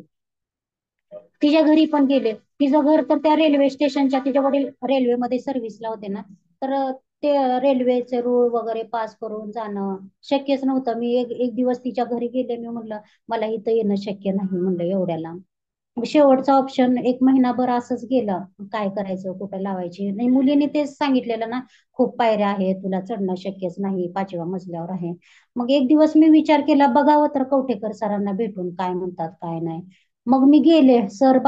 वर्ग सुटलेला, सगळी मुलं खाली येत होती आणि सर असे जिन्यात उभं राहिलेले. सरांनी वरून मला बघितलं खाली आणि मी आलेले बघून सर पळतच खाली आले. आणि म्हणले अरे पाटील तुम्ही आलाच नाही एवढ्या दिवस. तर मी म्हणलं सर मला माहित नव्हतं की तुमची ट्युशन वर गेली, खाली तर घेणं शक्य नाही. मग त्या सरांनी बऱ्यापैकी मला मदत केली. मला म्हणले तुम्हाला तर ट्युशन लावावीच लागेल म्हणले आणि यावं लागेल, तर तुम्हाला खुर्चीत बसवून मुलांनी वर नेलं तर. मग ते मला कसं तरीच वाटायला लागलं एकदम असं. मग मी आतमध्ये वाकून बघितलं तर त्या जिनाला साईडनं बार होते असे पकडायला. मग मी सरांना म्हणलं सर मी थोड्या पायऱ्या चढून बघू का, मला येतंय का म्हणून. बघा की म्हणले, येत असलं तर खूपच छान झालं. मग मी पायऱ्या चढले थोडस, तर सर म्हणलं मला ह्या साईडला जे बार आहेत ना त्याच्यामुळे पायऱ्या चढता येतात किती जरी उंच असलं तर. चांगली म्हणले. आणि तुम्ही आलं का, अकाउंटची मोठी वही असायची त्यावेळी 500-600 पानाची अशी जाड, म्हणजे मला वाटतं 3-4 किलोची तर ती वही असणार बहुतेक. ते सर स्वतः ते छापून घ्यायचे आणि त्यांच्या स्टुडंटला द्यायचे वर्षभर पुरेल अशी. मग ती एकच वही आणि त्याच्यात एक पट्टी टाकून एक पेन, तेवढंच मी वही घेऊन जायची ट्युशनला. तुम्ही आलं का कुणाजवळ तर वही पाठवून देत जावा आणि तुमचं तुम्ही वर येऊन बसत जावा. आणि मुलं यायच्या अगोदर एक 15 मिनिटं तुम्ही येऊन बसायचं म्हणले, कारण गर्दीत तुम्हाला धक्का वगैरे लागला तर भीती असते म्हणायची, आणि अगोदरच येऊन बसायचं. मग त्या पद्धतीनं मी करायला लागले. माझी FYची ट्युशन चालू झाली आणि मी TY पर्यंत तशी ट्युशन केली. मग FY SY TY मी चांगल्या मार्काने पास झाले. TY झाल्यानंतर मला वाटतं फर्स्ट क्लास TY मध्ये मी आले. 60% मला मार्क मिळाले होते आणि मी चांगल्या मार्काने पास झाले. मग त्या पिरियड मध्ये मी कम्प्युटरचा क्लास लावलेला. मला आता ते 1 वर्षाचा कोर्स होता तो, मला त्याचं नाव नाही आठवत. मग ते TYचा अभ्यास झालं, परीक्षा पास झाली. कॉम्प्युटर कोर्स लावल्यामुळं मी तिथंच बाईंना म्हणजे हॉस्टेलच्या जे जे गव्हर्नमेंटचं समाज कल्याणचं जे वसतिगृह होतं, तिथल्या त्या रेक्टरला विचारून मी तिथंच राहायला लागले, कारण माझी अजून कॉम्प्युटरची परीक्षा झाली नव्हती. मग तिथं 10वीतून 11वीतून 12वीला गेलेल्या 1-2-4 मुली होत्या आणि मी एक होते. मला वाटतं असं 6-7 जणी असेल आम्ही. मग आम्ही वरचं पूर्ण 2-3 मजले रिकामेच होते आणि खाली आम्ही 6-7 जणी 2 रूम मध्ये राहायचो. मग त्या मुलीने स्टोव वगैरे आणलेला, त्या भाजी करायच्या, चपाती करायच्या, बनवून खायच्या, ट्युशन करायच्या. पण मला बनवून खाणं शक्य नव्हतं, पाणी कुठून भरायचं, काय भरायचं. आणि मी एवढं जास्त मिक्सअप पण होत नव्हती त्या मुलींमध्ये. त्या 11वी-12वीच्या मुली होत्या, त्या वरती राहायच्या आणि मी खालच्या मजल्यावर राहायचे. मग मी डबा लावलेला तर डबा यायचा, जेवायचे, कम्प्युटरचा क्लास वगैरे झाला माझा पूर्ण. आणि त्यावेळी माझी एक मैत्रीण होती तिथं, सीमा जगताप म्हणून. मग तिच्याकडे येणं जाणं व्हायचं. मग तिथं त्याच्या शेजारी जे हॉटेल होतं त्यांचा भाऊ लॉ करत होता. मग ते लॉ असं असतं तसं असतं सांगितल्यावर मग म्हणलं बीकॉम नंतर काय करायचं तर बिलकुलच माहिती नव्हतं. त्यामुळं काय करायचं आता, कशाला ऍडमिशन घ्यायचं. मग मी ठरवलं लॉला घेऊ म्हणे ऍडमिशन. लॉला घेतलं ऍडमिशन, सोलापूरला दयानंद कॉलेजला घेतलं ऍडमिशन. तर ते हॉस्टेल असं ह्या वसतिगृहासारखं मला सुटेबल नव्हतं. ह्या वसतिगृह कसं पूर्ण सुटेबल झालेलं मला. आंघोळीचं बाथरूम म्हणा, रूम पण खालीच होती, आणि जायला पण अशा पायऱ्या वगैरे काय नसायचं, त्यामुळे हे बऱ्यापैकी सूट झालेलं. ते हॉस्टेल मला लॉला ऍडमिशन घेतल्यानंतर बऱ्यापैकी लांब होतं. आणि सुरुवातीला लॉला इतके ऍडमिशन असायचे ना, मला वाटतं 250-300 ऍडमिशन असतील. मला खूप मोठा ते हॉल ठेवायचे, वर्ग ठेवायचे. आणि तो वर्ग त्याचे बाक असे होते ना, मधून खड्डा, पुढं उंच मागं उंच असं असायचं. आणि त्या आणि वसतिगृहापासून पण मला वाटतं 2 किलोमीटर, 2-2.5 किलोमीटर असेल. ते जाताना पूर्ण चढ असायचा, येताना पूर्ण उतार असायचा. आणि मला चढ पण चालत नाही आणि उतार पण चालत नाही, कारण उतारावरून चालायला लागलं तर मागणं ढकलल्यासारखं व्हायचं, आणि चढावरून चालायला लागलं तर दम लागायचा. मग त्यावेळी एक महिना 1.5 महिना केलं मी. पण मला राहूच वाटायचं नाही तिथं. लॉ करून तरी काय करायचं, किती शिकत राहायचं, सर्व्हिसचं काहीतरी बघितलं पाहिजे असं मनात यायचं सारखं. मग ते घरी येऊन सांगितलं मी की मला लॉ करायचं नाही म्हणून. आणि त्यावेळी मी बऱ्यापैकी आजारी पण पडलेले. शरीरातलं कॅल्शियमचं प्रमाण बरंच कमी झालेलं. आणि मग ते वर्ष वाया गेलं. आणि मग पुन्हा मी बीकॉम नंतर ते वर्ष वाया गेल्यानंतर पुन्हा पंढरपूरला जे शासकीय वसतिगृह आहे, तसंच इथं सोलापूरला पण शासकीय वसतिगृह आहे समाज कल्याणचं. त्याचं पण नाव तेच आहे, डॉक्टर बाबासाहेब आंबेडकर मुलींचे वसतिगृह म्हणून. तिथं जाऊन त्या वसतिगृहाची चौकशी केली, बघितलं. तर तिथं पण सुरुवातीला चढायला मी कुठं पण जाईल ना, दुकान पण एका चढायला लागले ना, मी दुकानात पण त्या दुकानाला चढायला पायऱ्या आहेत का आणि साईडला पकडायला आहे का हे बघूनच मी त्या दुकानात जायचे, नाहीतर जायचेच नाही. मग त्या हॉस्टेलला पायऱ्या होत्या, साईडला भिंत होती, त्या भिंतीला धरून मला चढता येत होतं. मग तिथं पण ऍडमिशन मिळणं कठीणच होतं. त्या मॅडमने तर सुरुवातीला दिलं नाही ऍडमिशन. त्याच्या अगोदर बीकॉम झाल्यानंतर लॉचं माझं फेल केल्यानंतर घरी बसून तरी काय करायचं ना. मग घरी बसून राहिलं तर असंच आपल्याला बसून राहावं लागेल, काहीच करता येणार नाही. इथून बाहेर पडलं पाहिजे, कारण एकतर आम्ही शेतात राहायचो आणि तिथं वाहनाची सुविधा नाही, कशाची सुविधा नाही. मग मला एवढं कळून चुकलं होतं की आपल्याला इथनं बाहेर पडायला पाहिजे. बाहेर जर पडलं ना तरच मार्ग सापडणार आहे, नाहीतर त्याच्याशिवाय नाही सापडणार. मग मी MSW ला ऍडमिशन घेतलं. MSW ची एंट्रन्स परीक्षा दिली. आणि मग मला कॉमर्सला चांगले मार्क असल्यामुळं मला MSW च्या मुलाखतीमध्ये सांगितलं, आम्ही तुम्हाला MBA ला ऍडमिशन देतो, तुम्ही घेता का MBA ला ऍडमिशन. पण माझं मूळ म्हणजे शिक्षण घेणं हे नव्हतंच बीकॉम नंतर. मला काहीतरी वे पाहिजे होता, बाबा आपण कुठल्या वेळेने गेलं पाहिजे. मला काय हे स्पर्धा परीक्षा असती, अशी परीक्षा द्यायला पाहिजे हे बिलकुलच माहिती नव्हतं. किंवा असं परीक्षा देऊन आपण सर्व्हिसला लागू शकतो असं माहिती नव्हतं ना. फक्त मला कुठून तरी कसं तरी कनेक्ट व्हायचं होतं. मग मी म्हटलं नाही मला. आणि त्याची फी होती काहीतरी, मला वाटतं त्यावेळी 35,000 वगैरेच्या आसपास होती. आणि MSW ची फी फक्त 5,000 अशी फी होती. मग ती फी वगैरे बघून मी MSW लाच ऍडमिशन घेतलं. आणि माझं कॉलेज चालू झालं. कॉलेजला पण चालतच जायचे, चालतच यायचे. त्यावेळी तो जो भारती विद्यापीठ आमच्या त्या हॉस्टेलच्या जवळच होतं, भारती विद्यापीठलाच ऍडमिशन घेतलं. त्यावेळी तो एरिया असा एवढा डेव्हलप झालेला नव्हता. रस्ते खराब होते, मोठे मोठे खड्डे दगड असायचे. मग जायचे, सकाळी 8ला कॉलेज असायचं, 8ला कॉलेज असलं का 12ला 1ला सुटायचं. मग सेकंड इयरला गेल्यानंतर तिथे एक गेस्ट लेक्चरच झालं. असं प्रत्येक शनिवारी गेस्ट लेक्चर ठेवायचे. MBA MSW BCA ह्या मुलांसाठी. मग तिथं शेख सर म्हणून एक आले होते. मग त्यांनी असं असं स्पर्धा परीक्षेची माहिती दिली. आणि त्याच्या अगोदर हॉस्टेलवर एक मनीषा गवसाने नावाची मुलगी होती. ती MPSC चा अभ्यास करत होती. मग मी तिच्या रूम मध्ये जाऊन बसायची, तू काय अभ्यास करते ग, कुठल्या कॉलेजला, म्हणजे ती माझ्याच कॉलेजला होती पण कुठल्या क्लासला जाते, कसा अभ्यास असतोय, तिच्यामुळे मला थोडी थोडी आयडिया आलेली. पण एवढं असं काही क्लिअर झालं नव्हतं की अशी परीक्षा असते. मग त्या शेख सरांमुळे मला बऱ्यापैकी क्लिअर झालं की बाबा अशा स्पर्धा परीक्षा असतात आणि परीक्षा दिल्यानंतर तुम्ही गव्हर्नमेंटमध्ये जाऊ शकता म्हणून. मग मी त्यावेळीच मला वाटतं डिसेंबर मध्ये जानेवारीमध्ये MPSC ची ऍड निघालेली राज्य सेवा परीक्षेची. मी तो उगाच भरायचा. आणि त्यावेळी कसं असायचं, ऑनलाईन अर्ज नसायचे. तुम्ही पूर्ण फॉर्म भरून तुमचे 12वीची मार्क लिस्ट, BCom ची mark list, handicap certificate, photo, हे सगळं फॉर्म भरून पोस्टानं पाठवायचं असायचं. पोस्टानं पाठवायचं तर ते पोस्टात जावं लागायचं. मग मी कधी कॉलेजमध्ये कोण एखादा मुलगा भेटला तर त्याला नेऊन सोड मला पोस्टात, मग ते फॉर्म भरून पाठवायचं. मग त्याच पिरियडमध्ये मला समजलेलं की MSW जरी झालं तरी सरकारी नोकरी आपल्याला काही मिळणार नाही. मग मी त्यावेळी टायपिंग चालू केलेलं. मग मला वर्गातली मुलं मुली हसायची, तो पोस्ट ग्रॅज्युएशनला आली ना आता टायपिंग करते. मला जे आतून फील होत होतं, चांगलं वाटत होतं, तर ते मी टायपिंग केलं. MSW ला असताना मराठी 30 आणि इंग्लिश 30 असं मिळून मी परीक्षा दिली आणि मी ती पास पण झाले.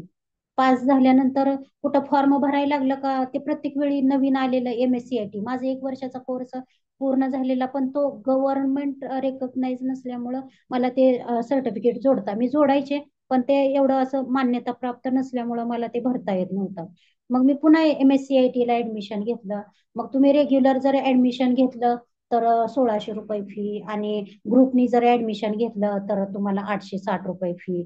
मग आम्ही हॉस्टेलमधल्या एक 3-4 मुली गोळा केल्या, असं मिळून 5-6 जणांनी ऍडमिशन घेतलं तर आम्हाला 860 रुपये फी मध्ये ते ऍडमिशन मिळालं. आणि मी अशा पद्धतीने MSCIT केलं. म्हणजे सरकारी नोकरीला जे जे आवश्यक असतं ते मी अगोदर पूर्ण केलं. टायपिंग, मराठी, इंग्रजी, MSCIT केलं. आणि मग माझी परीक्षा झाली. MSW सेकंड इयरची परीक्षा माझी झाली आणि लगेच त्याच दिवशी मी जाऊन शेख सरांना भेटले. मग शेख सरांना भेटल्यानंतर शेख सरांना म्हणलं, सर मी असं असं हॉस्टेलवर राहते, शासकीय हॉस्टेलवर राहते आणि मला आता रूम करून राहावं लागेल, तर मला तुमची फी आणि रूमचं भाडं किंवा मेसचा डबा याची फी देणं शक्य होणार नाही. पण मला जसं जसं मला फी देणं शक्य होईल तसं तसं मी देत जाईन थोडी थोडी फी. तर ते सर पण खुश झाले. ते म्हणले आम्हाला अशीच गरजू मुलं पाहिजेत. त्या सरांचा पण अजून काय क्लास एवढा असा फॉर्म मध्ये आलेला नव्हता. त्याच्या अगोदर एवढा जागा पण निघत नव्हत्या. मी 2005 ला पास आउट झाले MSW होऊन. कारण 2002 ला BCom झाले, 1 वर्ष गॅप पडला. पुन्हा 4 ला फर्स्ट इयर आणि 5 ला पास आउट झाले मी. मग तिथून क्लास केल्यानंतर हॉस्टेलवर मला कसं, तुम्ही कॉलेजला जर ऍडमिशन असेल तरच शासकीय हॉस्टेलवर तुम्हाला राहता येतं. मग तसं झाल्यानंतर त्या मॅडमची आणि माझी बऱ्यापैकी हे झालेलं. मग त्या मॅडमला सांगितलं, मॅडम कुठे तर गावाला जाणार होत्या. मग त्यांना सांगितलं, मॅडम तुम्ही गावाला जाणार आहे तर मी तुमचं सगळं घर बघते आणि जे फॉर्म विकत न्यायला येतात शासकीय हॉस्टेलला ज्या मुलींना ऍडमिशन पाहिजे असतं त्या मुलींना मी फॉर्म द्यायचं काम करते, नाहीतरी तुम्हाला द्यावंच लागेल. मग त्यांनी मला त्यांचं घर ओपन करून दिलं आणि मी तिथं राहायला लागले. पण मला तिथं राहणं शक्य नव्हतं. मग 1 महिन्याभराने मॅडम, मी क्लास करत होते आणि त्या मॅडमच्या घरात मी एकटीच राहायचे. मग त्या मॅडम आल्यानंतर म्हणल्या तुला इथं राहता येणार नाही, तुझं कॉलेजचं ऍडमिशन नाही. मग मी तिथून एक थोडस 1-2 किलोमीटर असेल असं रूम शोधून काढली आणि तिथं रूमवर राहायला लागले. ती पण पत्र्याची रूम होती. उन्हाळ्यात खूप गरम व्हायचं. डबा तिथं कोण देत नव्हतं. मग डबा तरी कुठून येणार ना. मग मॅडमच्या घरी जी कामाला मावशी होती, शांता मावशी होती, त्या मावशींना म्हणलं, मावशी माझा डब्याची सोय होत नाही, मी रूम केली, रूमवर राहायचे. तर म्हणले मी देते ना तुला जेवण. मग ती त्यांच्या मुलीला पाठवून द्यायची दुपारी डबा, दिवसातनं एकदाच डबा पाठवून द्यायची. मग मी दुपारी एकदा जेवायचे, संध्याकाळी तोच डबा खायचे. असं त्यांनी मला महिनाभर डबा पुरवला. पण हे किती दिवस चालणार होतं ना. मला मुली पण मिळत नव्हत्या रूमवर राहायला.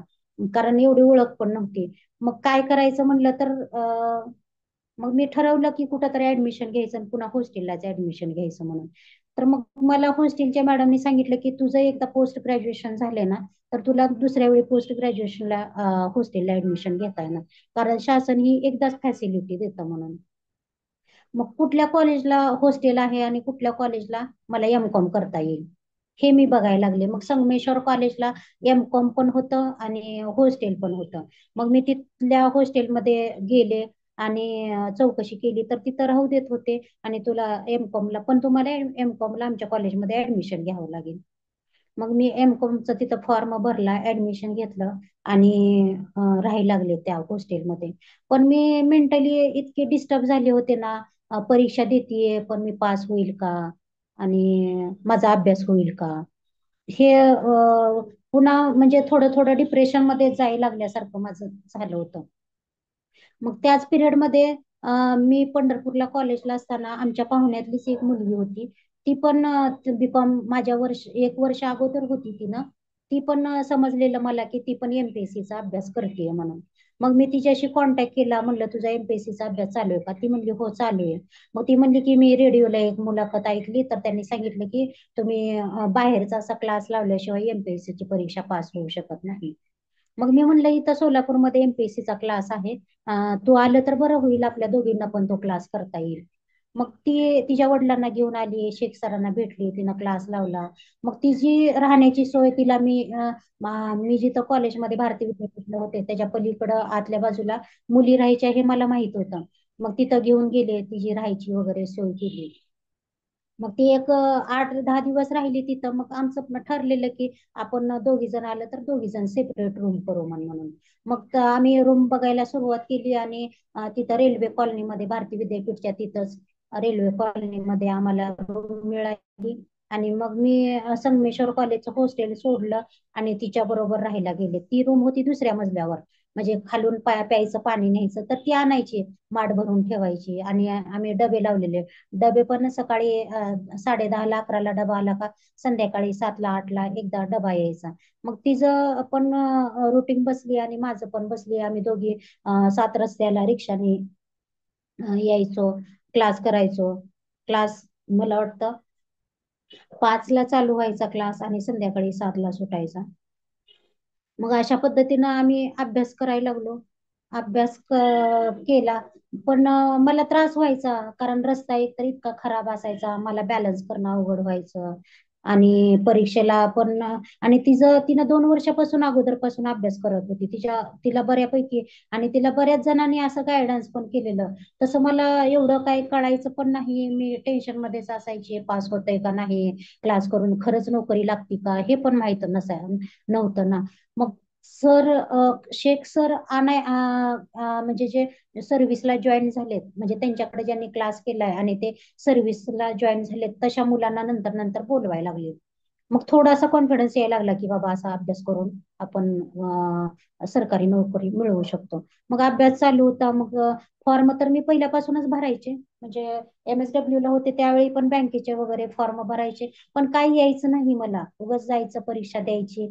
काहीतरी मोगम ते तसे गोल असतात ना, ते गोल ब्लॅक करायचे असायचे ब्लॅक पेननी, तसं करायची यायची. मग मला थोडीशी आयडिया आलेली की आपण अभ्यास केल्याशिवाय तर परीक्षा कुठली पास होणार नाही.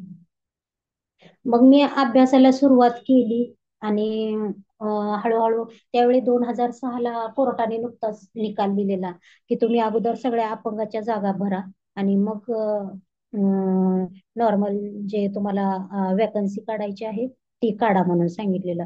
त्यामुळं मी क्लासला सुरुवात केली आणि इतकं पटपट पेपरमध्ये जाहिराती यायला लागल्या ना. मग त्या पिरियडमध्ये आम्हाला असं पेपर घेणं आमच्यासाठी परवडणारं नव्हतं, कारण रूमचं भाडं 400 रुपये, मेसचे 400 रुपये आणि रिक्षाने यायचे जायचे असे मिळून अं,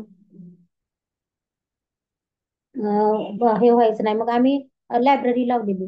लायब्ररी लावल्यानंतर तिथं लायब्ररीत सगळे पेपर वाचायचे आणि त्या लायब्ररीत सगळे जेंट्सच यायचे, लेडीज कोणच नसायचं. आम्ही दोघीच, मी आणि आशा, आम्ही दोघीच असायचो. मग आम्हाला काय करायचे, आदल्या दिवशी पेपर वाचलेले असतात ना ते दुसऱ्या दिवशी वाचायला द्यायचे. म्हणजे त्यांनी वाचून झालेले पेपर आम्हाला वाचायला ठेवायचे. आम्ही तेवढे पेपर वाचायचो, नोट्स काढायचो आणि परत यायचो. 12ला तर ते लायब्ररी बंद व्हायची. मग ते पेपरमध्ये ऍड यायच्या. मग हे महसूल विभागाची पुणे जिल्ह्याची ऍड आलेली संचार पेपरमध्ये. मग मी तेवढाच पेपर कट केला आणि मग त्या लायब्ररीच्या त्यांना विचारून घेतला तो पेपर आणि घेऊन आले मी. आणि इथं एक उत्तम सेवा म्हणून सगळ्या ज्या ऍड येतात ना त्याचे फॉर्म असलेलं एक दुकान होतं जिल्हा परिषदच्या शेजारी. तिथं जाऊन त्यांना ती जाहिरात दाखवली, म्हणलं अशी अशी जाहिरात आली. तर ते म्हणले अजून आमच्याकडे काही याचे फॉर्म आले नाहीत. मग मी म्हणलं, आणि ती हँडिकॅपची जागा होती, अपंगाच्या जागा होत्या पुणे जिल्ह्याच्या. 3च जागा होत्या अपंगासाठीच्या. मग त्यांनी मला सांगितलं उद्या या, तोपर्यंत आम्ही ह्याचं फॉर्म तयार करून ठेवतो. मग दुसऱ्या दिवशी मी गेले. त्यांनी मला फॉर्म दिला, फॉर्म भरला मी.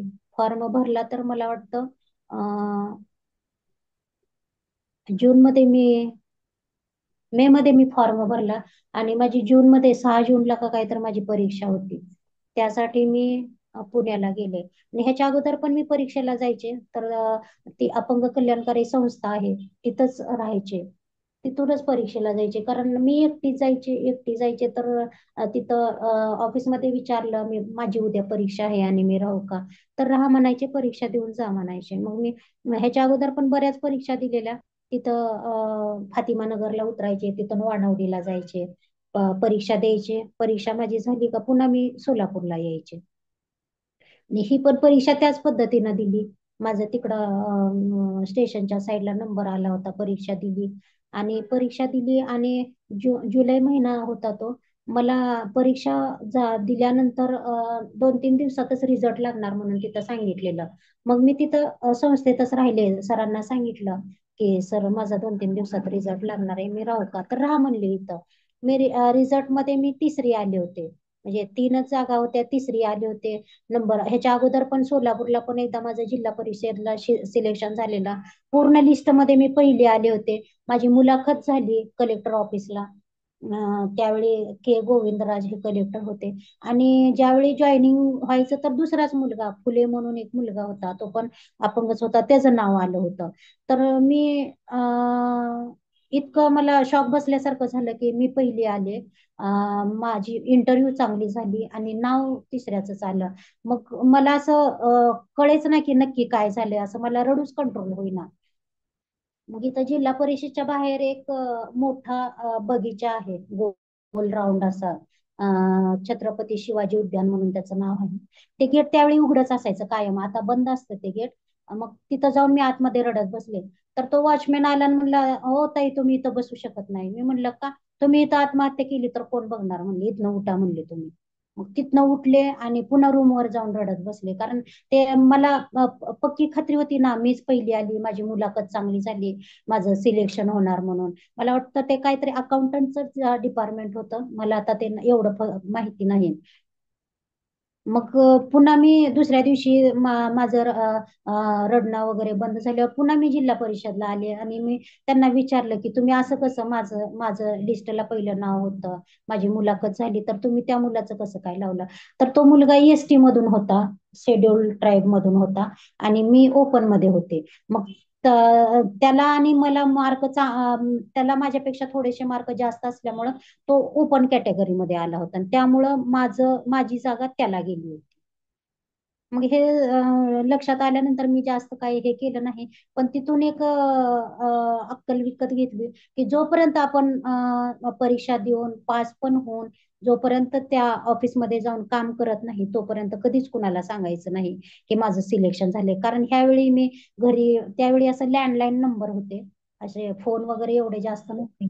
एवढ्यातनं पण मी एसटीडी बूथ मध्ये जाऊन आईला फोन करून सांगायचे माझं सिलेक्शन झालंय, माझं सिलेक्शन होतंय, मला पेपर चांगला गेलाय, माझं 1 नंबरला नाव आलंय. आणि माझ्या आईने पण बऱ्यापैकी सगळीकडे सांगितलेलं. त्यामुळं ते मला सहनच होईना झालं माझं सिलेक्शन झालंय म्हणून. पण तिथून मी ठरवलेलं की जोपर्यंत मी ऑफिसमध्ये जाऊन काम करत नाही तोपर्यंत मी कुणालाच सांगणार नाही.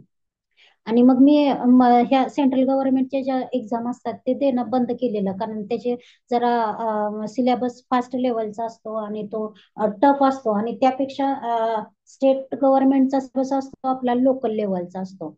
सगळ्या तालुक्या म्हणजे जिल्ह्यांची माहिती किंवा आपला महाराष्ट्राचा इतिहास, महाराष्ट्राचा भूगोल अशापैकी असतं ना. आणि गणिताचं पण झालं तर गणिताचं काय ते रिझनिंग असतंय, त्याची पण प्रॅक्टिस बेसिक केल्यामुळे येतच होतं ते. त्यामुळं मग मी ठरवलेलं की आपण स्टेट गव्हर्नमेंटचेच एक्झाम द्यायचं. मग तिथं आमचं इंटरव्ह्यू झालं, 3 दिवसांनी लिस्ट लागली. मी नांदेडचा एक मुलगा फर्स्ट होता आणि अजून एक 2 नंबरला कोणतरी होता आणि 3 नंबरला मी होते. तर ते 14-15 मुलांची नावं लावलेली, त्याच्यामध्ये मी एकटीच मुलगी होते. मग मी इथून जाताना एक नारंगी कलरची फाईल, कारण मला ओझं जास्त घेऊन जाता यायचं नाही ना. मी होता होईल तेवढं कमी सामान आपल्याला कसं करता येईल. मग मी एका कॅरी बॅग मध्ये माझी मार्क लिस्ट, बीकॉमचं, 12वीचं, टायपिंगचं, MSCIT हे सगळं घेऊन गेलेले. मग तिथं इंटरव्ह्यू घ्यायची तर फाईल लागणार. मग मी एक पुट्ट्याची फाईल असते ती फाईल घेतली आणि ते सगळे कागदपत्र त्यात लावले आणि इंटरव्ह्यूला गेले.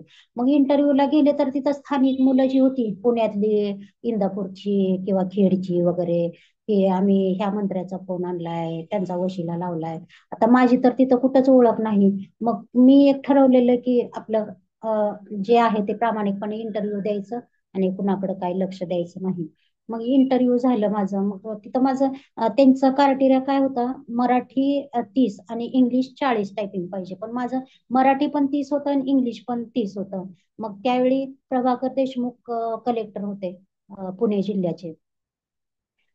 त्यांनी विचारलं की आमचे अट मराठी 30 आणि इंग्लिश 40 40 असताना तुम्ही कसा काय फॉर्म भरला. ओके, मी म्हणलं सर झालं तर झालं सिलेक्शन म्हणून मी भरलं, मला काय म्हणजे असं काय उद्देश नव्हता माझा. मग त्यांनी माझं सिलेक्शन केलं आणि मी 4 नंबरला आले. इंटरव्ह्यू मध्ये मी 4 नंबरला आले आणि माझं लिस्टला नाव 4 नंबरला होतं. पण त्यावेळी इतका पाऊस होता ना, पूर्ण ते भीमा नदीला पूर आलेला आणि इकडचं वाहन तिकडं जात नव्हतं. अशा पद्धतीनं ते लेटर पण मला इंटरव्ह्यू म्हणजे मेडिकल टेस्ट आज आहे आणि आजच मला ते लेटर मिळालं, घरी मिळालं. आणि मी तर सोलापूरला राहायचे अभ्यास करायला. मग 2 दिवसांनी माझे वडील त्यांची काहीतरी कोर्टाची केस होती, ते पत्र घेऊन सोलापूरला आले. मग सोलापूरला बघितलं, घेऊन आले पत्र, तर त्यांनी मेडिकल टेस्टसाठी मला बोलवलेलं ससून हॉस्पिटलला.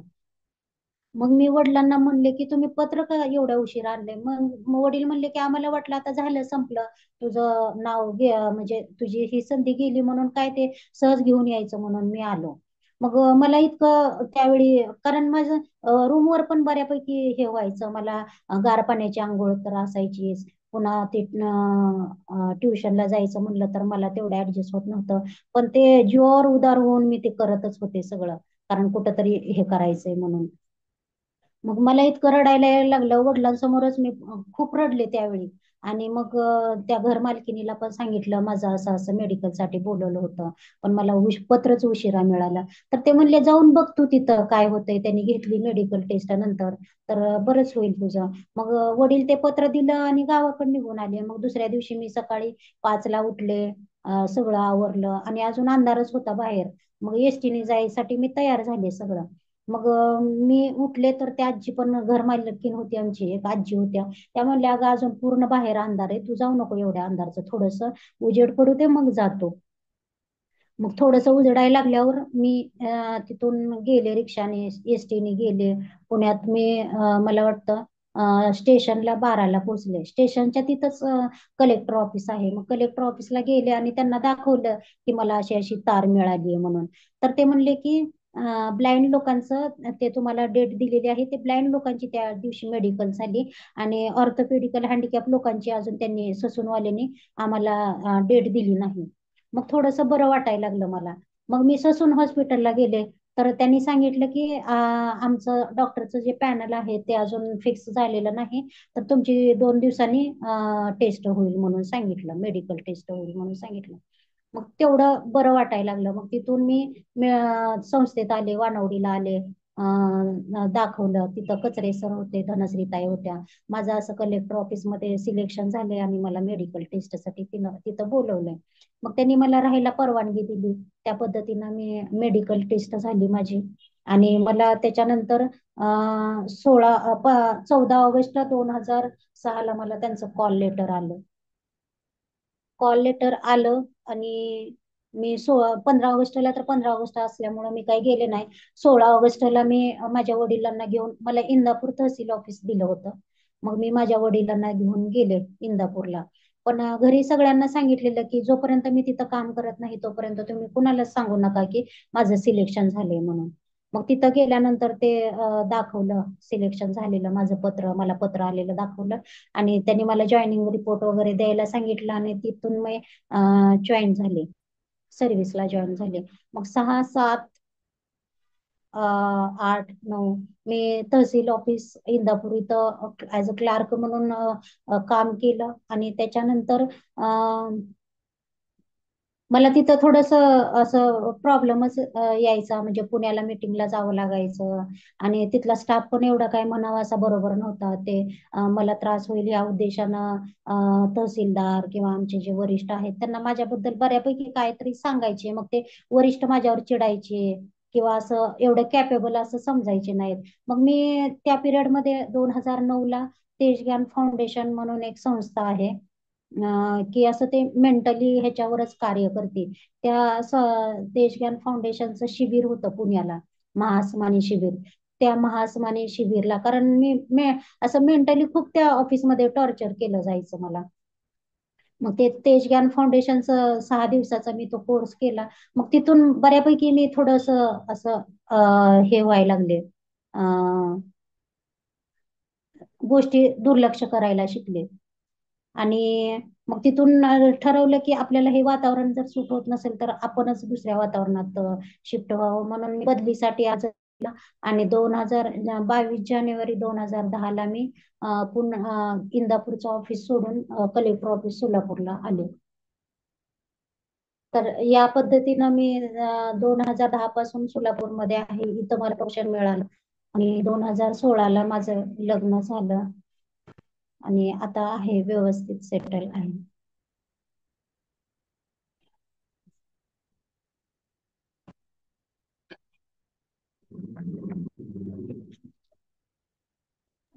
खूपच छान संघर्षमय प्रवास आहे मॅडम तुमचा.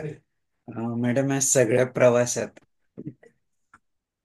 तुमचं अगदी, तुम्ही सांगितलं की बालपणापासून तर आतापर्यंतचा तुमच्या जीवनातलं सर्वोच्च आनंदाचा क्षण कुठला आहे?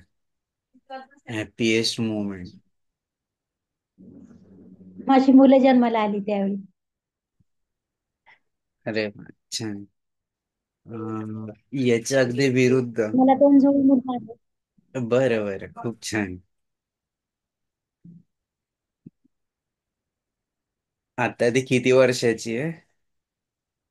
आता ह्या 16 जानेवारीला ते 5 वर्षाची होतील. अच्छा.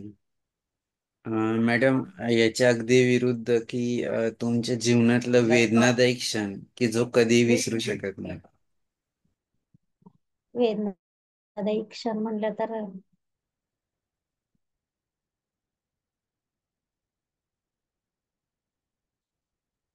हम्म, माझा भाऊ 22 नोव्हेंबर 2023ला जो एक्सपायर झाला तो सगळ्यात वेदनादायी क्षण होता माझ्यासाठी.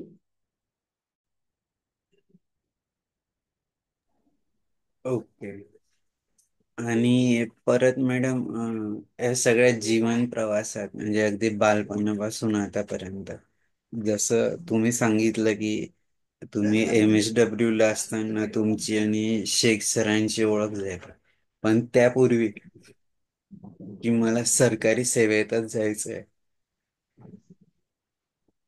अशी ठिणगी कारण मी तुम्हाला कुठे मिळाली? MSW ला की असताना मी MSW ला असताना मी बघायचे जे पास आउट झालेली मुलं आहेत ना, ती कुठंतरी म्हणजे 2005ला 6ला 1,500 रुपयावर, 2,000 रुपयावर, 3,000 रुपयावर काम करायची. मग मी विचार करायची की हे 1,500, 2,000, 3,000 ह्यांनी काय होणार आहे आणि किती दिवस असं भटकत राहायचं ना. आणि प्रायव्हेट ह्याच्यामध्ये जॉब करताना तुम्हाला गॅरंटी देत नाहीत ना, तुमचं जर थोडस जरी हे झालं तरी ते लगेच रिप्लेस करतात, दुसऱ्यांना घेतात. त्यामुळं मला त्या मानाने सरकारी नोकरी सिक्युअर वाटायची.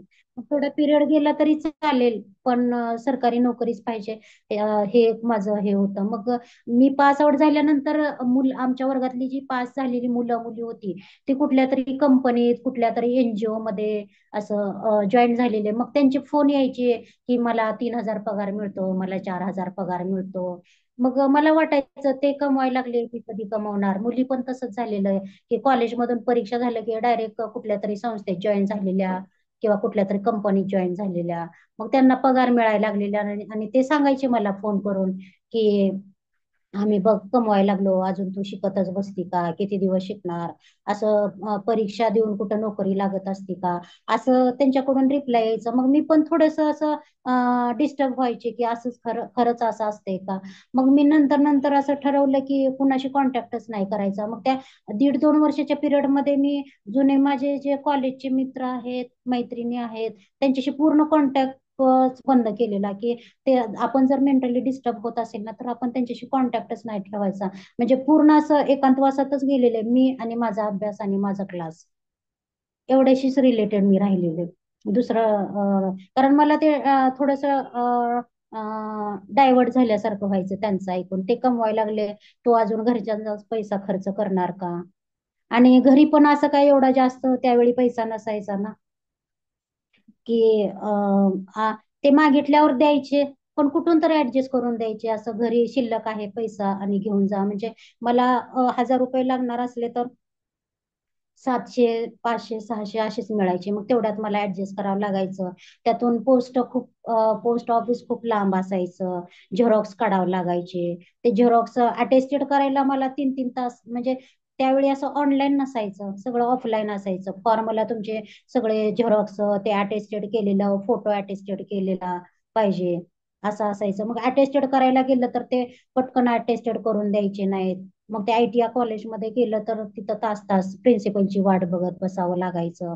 आणि ते पण रूम पासून खूप लांब असायचं. मग तिथून ते सगळं घेऊन पोस्टात जायचं, पोस्ट करायचं, तिथून चालत यायचं. बऱ्यापैकी ते पोस्ट तर मला वाटतं 4-5 किलोमीटर लांब असेल. मग निम्यापर्यंत चालत यायचं, तिथून एखादी रिक्षा 5-10 रुपये देऊन यायचं. मग तिथून पुढं पुढं थोडंसं अजून रिक्षाने जायचं, अशा पद्धतीनं करावं लागायचं. त्यामुळे मला ते खूपच, आणि मदत मिळवावं तर घरातली तर कोण नाहीत, आणि मदत तरी कोणाला मागणार ना आपण, असं व्हायचं. एक दिवशी तर खूप पाऊस येत होता आणि मी भारती विद्यापीठमध्ये म्हणजे शाळा कॉलेज असं आहे तिथं, शाळेमध्ये अटेस्टेड करायला गेले. मग ती माझ्या बरोबरची रूमवर मुलगी राहत होती आशा, ती म्हणली अगं पाऊस येतोय, तू छत्री घेऊन जा. मग छत्री घेतली आणि निम्म्या रस्ता गेली तर ती वारं इतकं सुटलं की ती छत्री पूर्णच उलटी झाली. मग ती धड तिची छत्री असल्यामुळं मला टाकून पण देता येईना आणि घेऊन पण चालता येईना, असं झालं. मग ती भिजतच मी गेले तशीच आणि अटेस्टेड करून त्या मुख्याध्यापकांकडून आणले कागदपत्र. आणि वानवडीला पण गेलं, संस्थेमध्ये पण गेलं ना, तर मी कॅरी बॅग मध्ये माझी कागदपत्र घेऊन जायचे, कारण मला जास्त साहित्य घेऊन चालता यायचं नाही. पुन्हा बसमध्ये चढताना पण ती कॅरी बॅग कशी पकडणार, आणि ते बसचं जी खालची पायरी असते ती खूप उंच असते, अशी चढता यायची नाही. तर त्या मुलींना वाटायचं की आता हिच्याजवळ छत्री नाही. पुण्यात पण भरपूर पाऊस असतो ना. मग ती एक दिवशी तर, मी त्या मुलीचं नाव घेणार नाही, मला नाव माहितीये तिचं. अगं ती म्हणली तू कॅरी बॅग घेतली, डोक्या बिक्याला बांधशील म्हणली कॅरी बॅग. मग मी एवढी तर बावळट नव्हती की कॅरी बॅग डोक्याला बांधून. अगं मी म्हणलं कॅरी बॅग मी कागदपत्रांसाठी घेतली, मी कशाला डोक्याला गुंडाळेन. म्हणजे त्या मुली पण असं वेड्यात काढल्यासारखं काढायच्या, आणि किती परीक्षा देते तू, किती वेळा येते, कुठंच तुझं सिलेक्शन होत नाही, असं व्हायचं. मग त्या सगळ्या गोष्टींचा कोणी काय बोललं का त्रास होतच राहायचा ना. मग मी ठरवलेलं की होता होईल तेवढं, कुठली का पोस्ट असे ना, पण गव्हर्नमेंट मधली आपल्याला पोस्ट पाहिजे. या पद्धतीनंच मी हे केलेलं.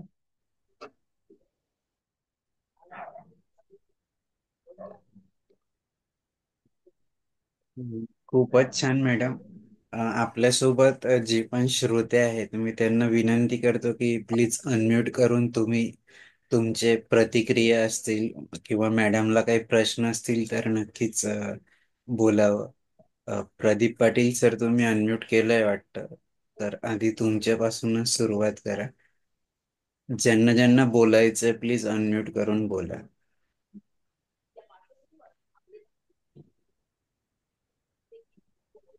सारिका मॅडम, सुनीता लोंढे. सुनीता लोंढे आणि मी आम्ही पंढरपूरला एकत्र हॉस्टेलला होतो. ती अच्छा. पण बीएड झालेली आहे, ती पण अपंग आहे. आणि ती आता मंगळवेढ्याला, तालुका मंगळवेढा आहे तिथं लेक्चरर म्हणून काम करते तिनं पण. प्लीज अनम्यूट करून बोला ना सुनीता मॅडम.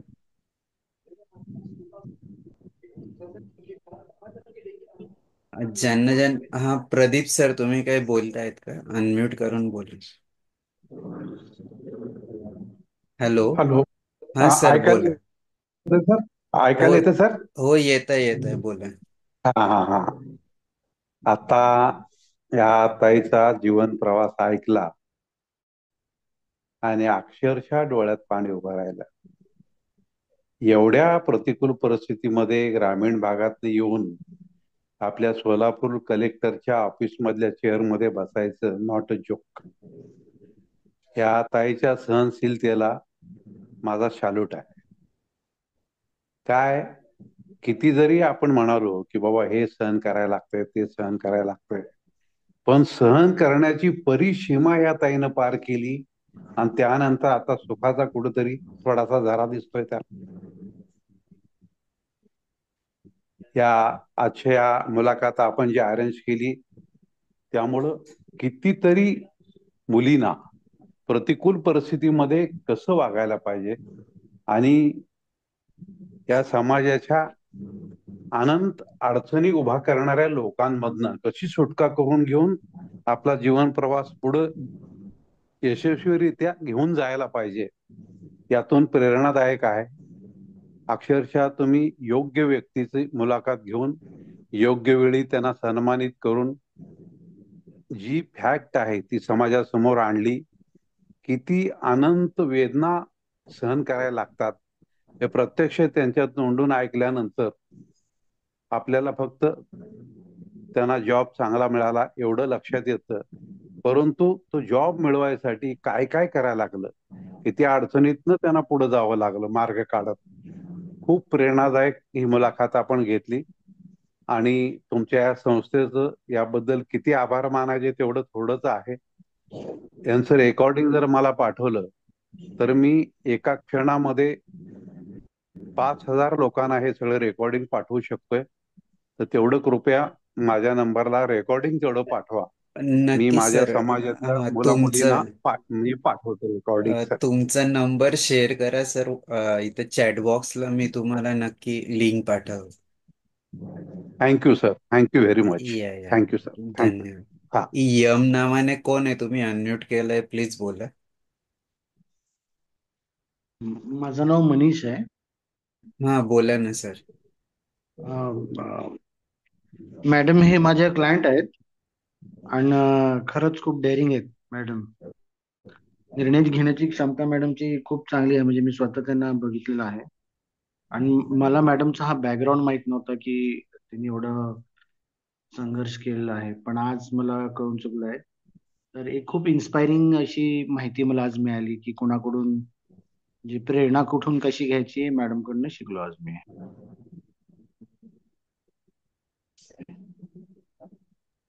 धन्यवाद एवढंच सांगायचं. Manishji. Sunita Londhe madam.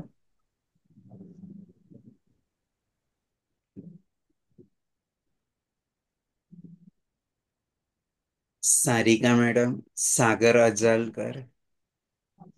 Vaishali Gaikwad. Please unmute करून बोला ना, म्हणजे तुमच्या प्रतिक्रिया आणि तुम्हाला जे काही.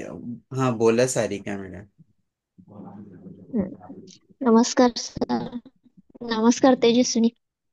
नमस्ते. सर, तेजस्विनीचा सर्व प्रवास तर मला अगोदरच माहित होताच.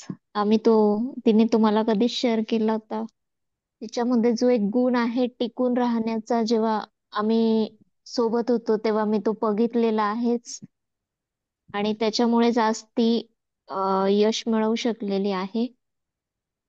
तेजस्वी, तुझे खूप खूप अभिनंदन आणि तुला पुढील प्रवासासाठी शुभेच्छा. थँक्यू. धन्यवाद सारिका मॅडम. मला हा बोला. अपंग आहे ना. हा हॅलो. हा बोला ना मॅडम.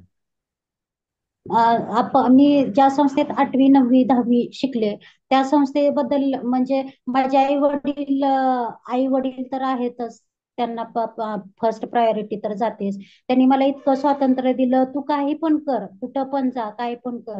त्यांनी मला खूप स्वातंत्र्य दिलं, त्याच्यामुळं मी आज इथपर्यंत आणि सपोर्ट करत राहिले की आम्ही तुला शिकूच देणार नाही, किंवा पैशाचा पुरवठा जरी असला तरी लिमिटेड प्रमाणात असला तरी ते म्हणायचे तू कर, आम्ही तुला देतो. ते देणं न देणं हा नंतरचा भाग. त्यांचं तर खूप मोठं सहकार्य आहे माझ्या जीवनात. पण त्याच्याच बरोबर ती अपंग कलाकारी संस्था आहे वानवडी, त्यांचा पण त्याच पद्धतीनं रोल आहे. तिथं जर माझी येता जाता राहायची सोय झाली नसती, मी तिथं राहून परीक्षा देऊ शकले नसते, तर मी कदाचित आज परीक्षा पण पास झाले नसते आणि आले पण नसते. त्यामुळं तिथं जे अध्यक्ष आहेत कचरे सर, धनश्री ताई, विजयाताई आणि तिथला जो स्टाफ आहे ते मला पूर्ण असं मॅप काढून द्यायचे की तुझी परीक्षा ह्या शाळेत आहे, तुला इथून ही बस पकडावी लागेल, तिथं ती बस पकडावी लागेल आणि तिथून तिथं जावं लागेल. त्यांचं पण खूप मोठं सहकार्य, म्हणजे हे एक आई वडील तर ते पण दुसरे आई वडीलच ती संस्था माझ्यासाठी आहे. इतकं मोठं म्हणजे सपोर्ट त्या संस्थेचा मला मिळाला. कारण मी ती संस्था पुण्यात जर परीक्षा असेल ना तरच मी फॉर्म भरायचे, अदरवाईज फॉर्मच भरायचे नाही. कारण माझी तिथं पुन्हा बेंगलोरला असायचे, पुन्हा मुंबईला असायचे, पण मी कुठला फॉर्म अगोदर बघायचे, परीक्षा सेंटर कुठलं आहे, पुण्यात आहे म्हटलं तरच परीक्षेचा फॉर्म भरायचा, नाही तर नाही भरायचा. कारण माझी तिथं सोय होत होती. तर त्या माझ्या ह्या यशामध्ये त्यांचा सुद्धा खूप मोठा वाटा आहे, त्या संस्थेचा सुद्धा. छान त्यासाठी मी मॅडम. कचरे सरांना, धनश्री ताईंना, विजयाताईंना सगळ्यांनाच खूप खूप धन्यवाद देते. नक्की मॅडम. सागरजी तुम्ही अनम्यूट केलाय. सागर नमस्कार सर. रजाळकर. हा नमस्कार. नमस्कार. बोला ना. तेजस्वी पाटील माझी मिसेस आहे आणि तिने जे आयुष्यामध्ये जे स्ट्रगल केलं ना, सर्वात मेन तिचा मेन पॉझिटिव्ह विचार म्हणजे नोकरी करायची. मनात कोणतरी पॉझिटिव्ह जर असले ना 100% माणूस सक्सेस होते. फक्त आपल्याला हे करायचं आहे म्हणजे ते 100% माणूस सक्सेस होतेच. ते तिच्या मनामध्ये पहिल्यापासून होतं की आपल्याला नोकरी करायची, त्यामुळे ती नोकरीमध्ये 100% सक्सेस झाली. आणि खरंच तिचं स्ट्रगल जे आहे ते त्या स्ट्रगलच मेन पगार मिळतो तिला. बाकी नोकरीचं काही नाही, पण जे स्ट्रगल केलं त्याचा तिला पगार मिळतो आयुष्यामध्ये. जे स्ट्रगल केलं लहानपणापासून,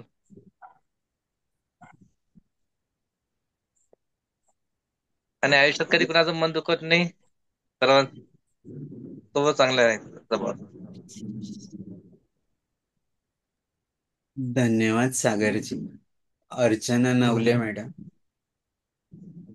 नमस्ते. नमस्ते ताई. नमस्ते अर्चना. मी आणि ताई रूममेट आहोत. आम्ही दोघी खूप जवळ राहिलेलो आहे. मी सोलापूरमध्ये पहिल्यांदा आले होते तेव्हा ताईने मला रूम दिली होती. माझी आणि ताईची भेट फक्त बसमध्ये झाली होती. मीही पंढरपूरला चालले होते, ताई पण पंढरपूरला चालली होती. पण खरं एका क्षणामध्ये तिनं मला रूममेट बनवून घेतलं. मला ही रूम मिळत नव्हती, मला ही नोकरी लागली होती, नुकतीच नोकरी लागलेली आणि रूम कसलीच भेटत नव्हती. आणि तेव्हा कसं नुसतंच लग्न पण झालं होतं, रूम द्यायला कोणीच तयार नव्हतं, कारण मी एकटी होती तेव्हा सोलापूरमध्ये.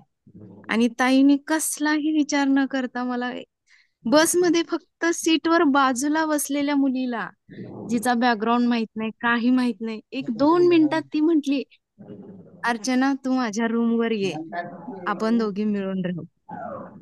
खरंच ते क्षण मी कधीच विसरू शकत नाही आयुष्यात. त्याबद्दल ताई तुझे खूप खूप धन्यवाद.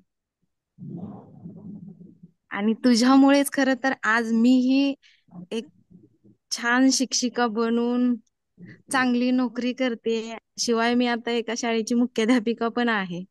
आणि त्यावेळी जेव्हा जेव्हा स्ट्रगलचे पॉइंट येतात तेव्हा मलाही खरंच खूप छान वाटतं. आणि तुझ्यासारखंच खरंच जिद्दी व्हायला मलाही खूप आवडेल. आणि आता होते मी जिद्दी. खूप खूप धन्यवाद. आणि फाउंडेशनचं तर खूपच धन्यवाद, कारण त्यांनी आमच्यासारख्या ग्रामीण भागातल्या मुली ज्या शहरात येऊन नोकरीसाठी स्ट्रगल करतात, त्यांना एक बोलण्याची, व्यक्त होण्याची संधी दिली, त्याबद्दल मी त्यांचे खूप आभारी आहे.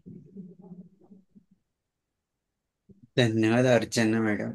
वैशाली मॅडम, तुम्ही अनम्यूट केलंय, प्लीज बोला. नमस्कार ताई. नमस्ते.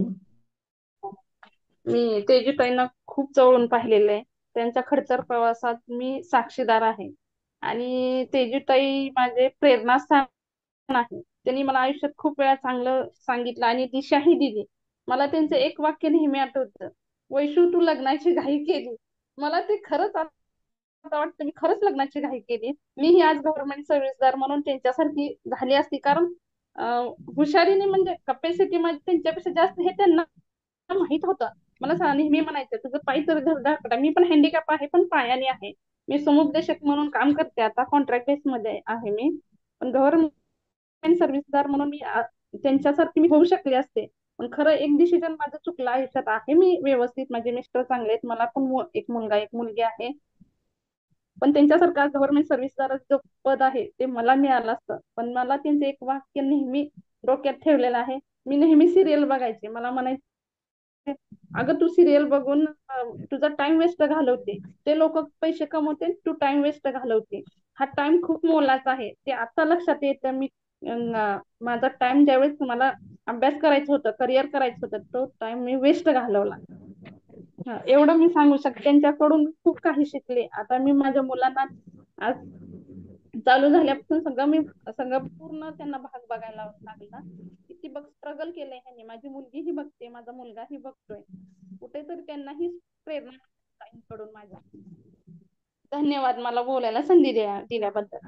थँक्यू. धन्यवाद वैशाली मॅडम. वंदना पाटील, बाळासाहेब पाटील.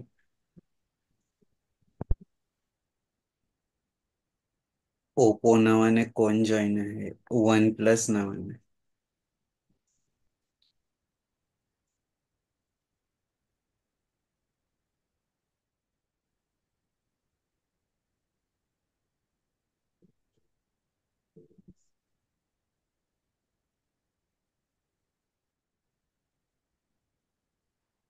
वंदना पाटील, बाळासाहेब पाटील, आपल्याला बोलायचं असेल तर अनम्यूट करून बोला. ऍट नावाने कोण जॉईन झाला आता?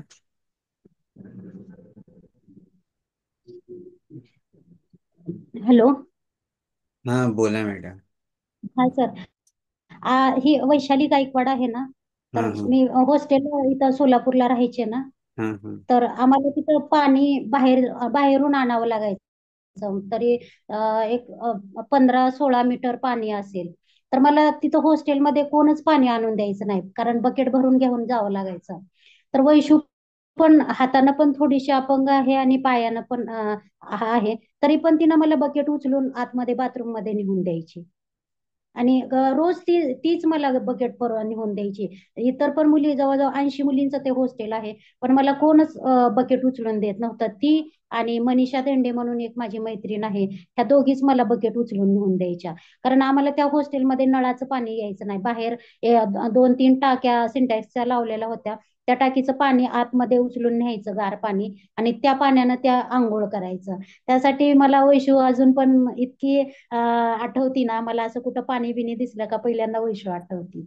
कारण तिथं मला राहणं म्हणजे एका रूम मध्ये 3-4 मुली असायच्या, तर प्रत्येकाने आदल्या दिवशी पाणी आलं का आंघोळ करायची आणि ती बकेट पुन्हा दुसऱ्या दिवशीसाठी भरून ठेवायची. असं असायचं. तर मला त्या हॉस्टेलमध्ये ऍडजस्ट करून घेतलं, तर वैशूने सगळ्यात जास्त ऍडजस्ट करून घेतलं आणि खूप मदत केली मला. तेजुताई तुम्ही जावा पुढं, मी पाणी घेऊन येते मागून म्हणायची.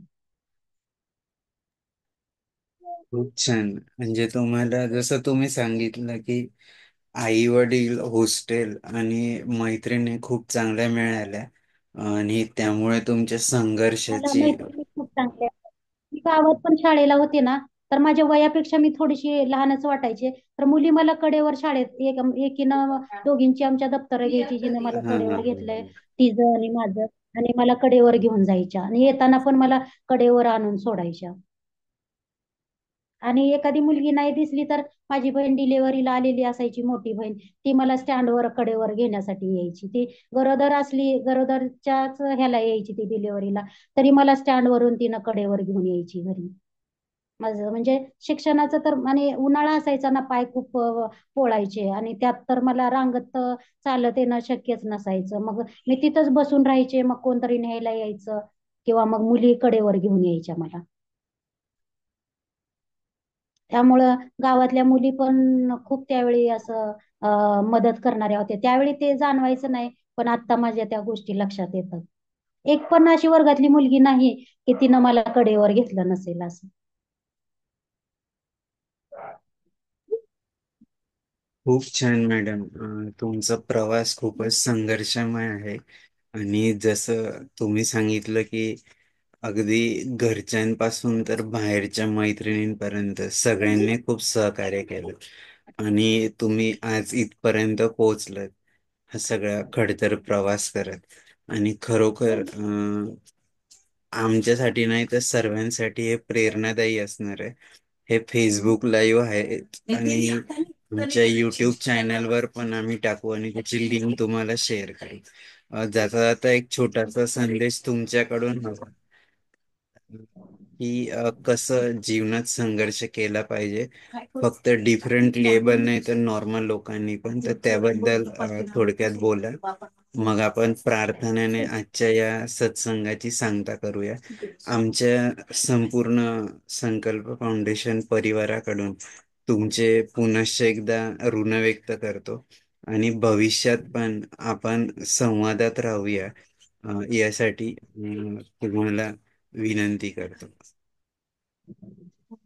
तुमची जी स्वप्न आहेत त्याच्यासाठी सदैव प्रयत्नशील राहा. म्हणजे तुम्हाला जर एखादं स्वप्न तुम्ही पाहिलं तर निसर्ग पण त्या स्वप्नापर्यंत पोहोचवण्यासाठी प्रयत्न करतो.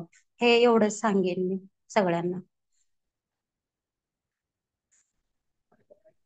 धन्यवाद मॅडम. पुनश्च एकदा सगळ्या श्रोत्यांचे आभार व्यक्त करतो आणि तेजस्वी मॅडम, तुमचे ऋण व्यक्त करतो की तुम्ही तुमचा महत्वपूर्ण वेळ आमच्या या सत्संगासाठी दिला.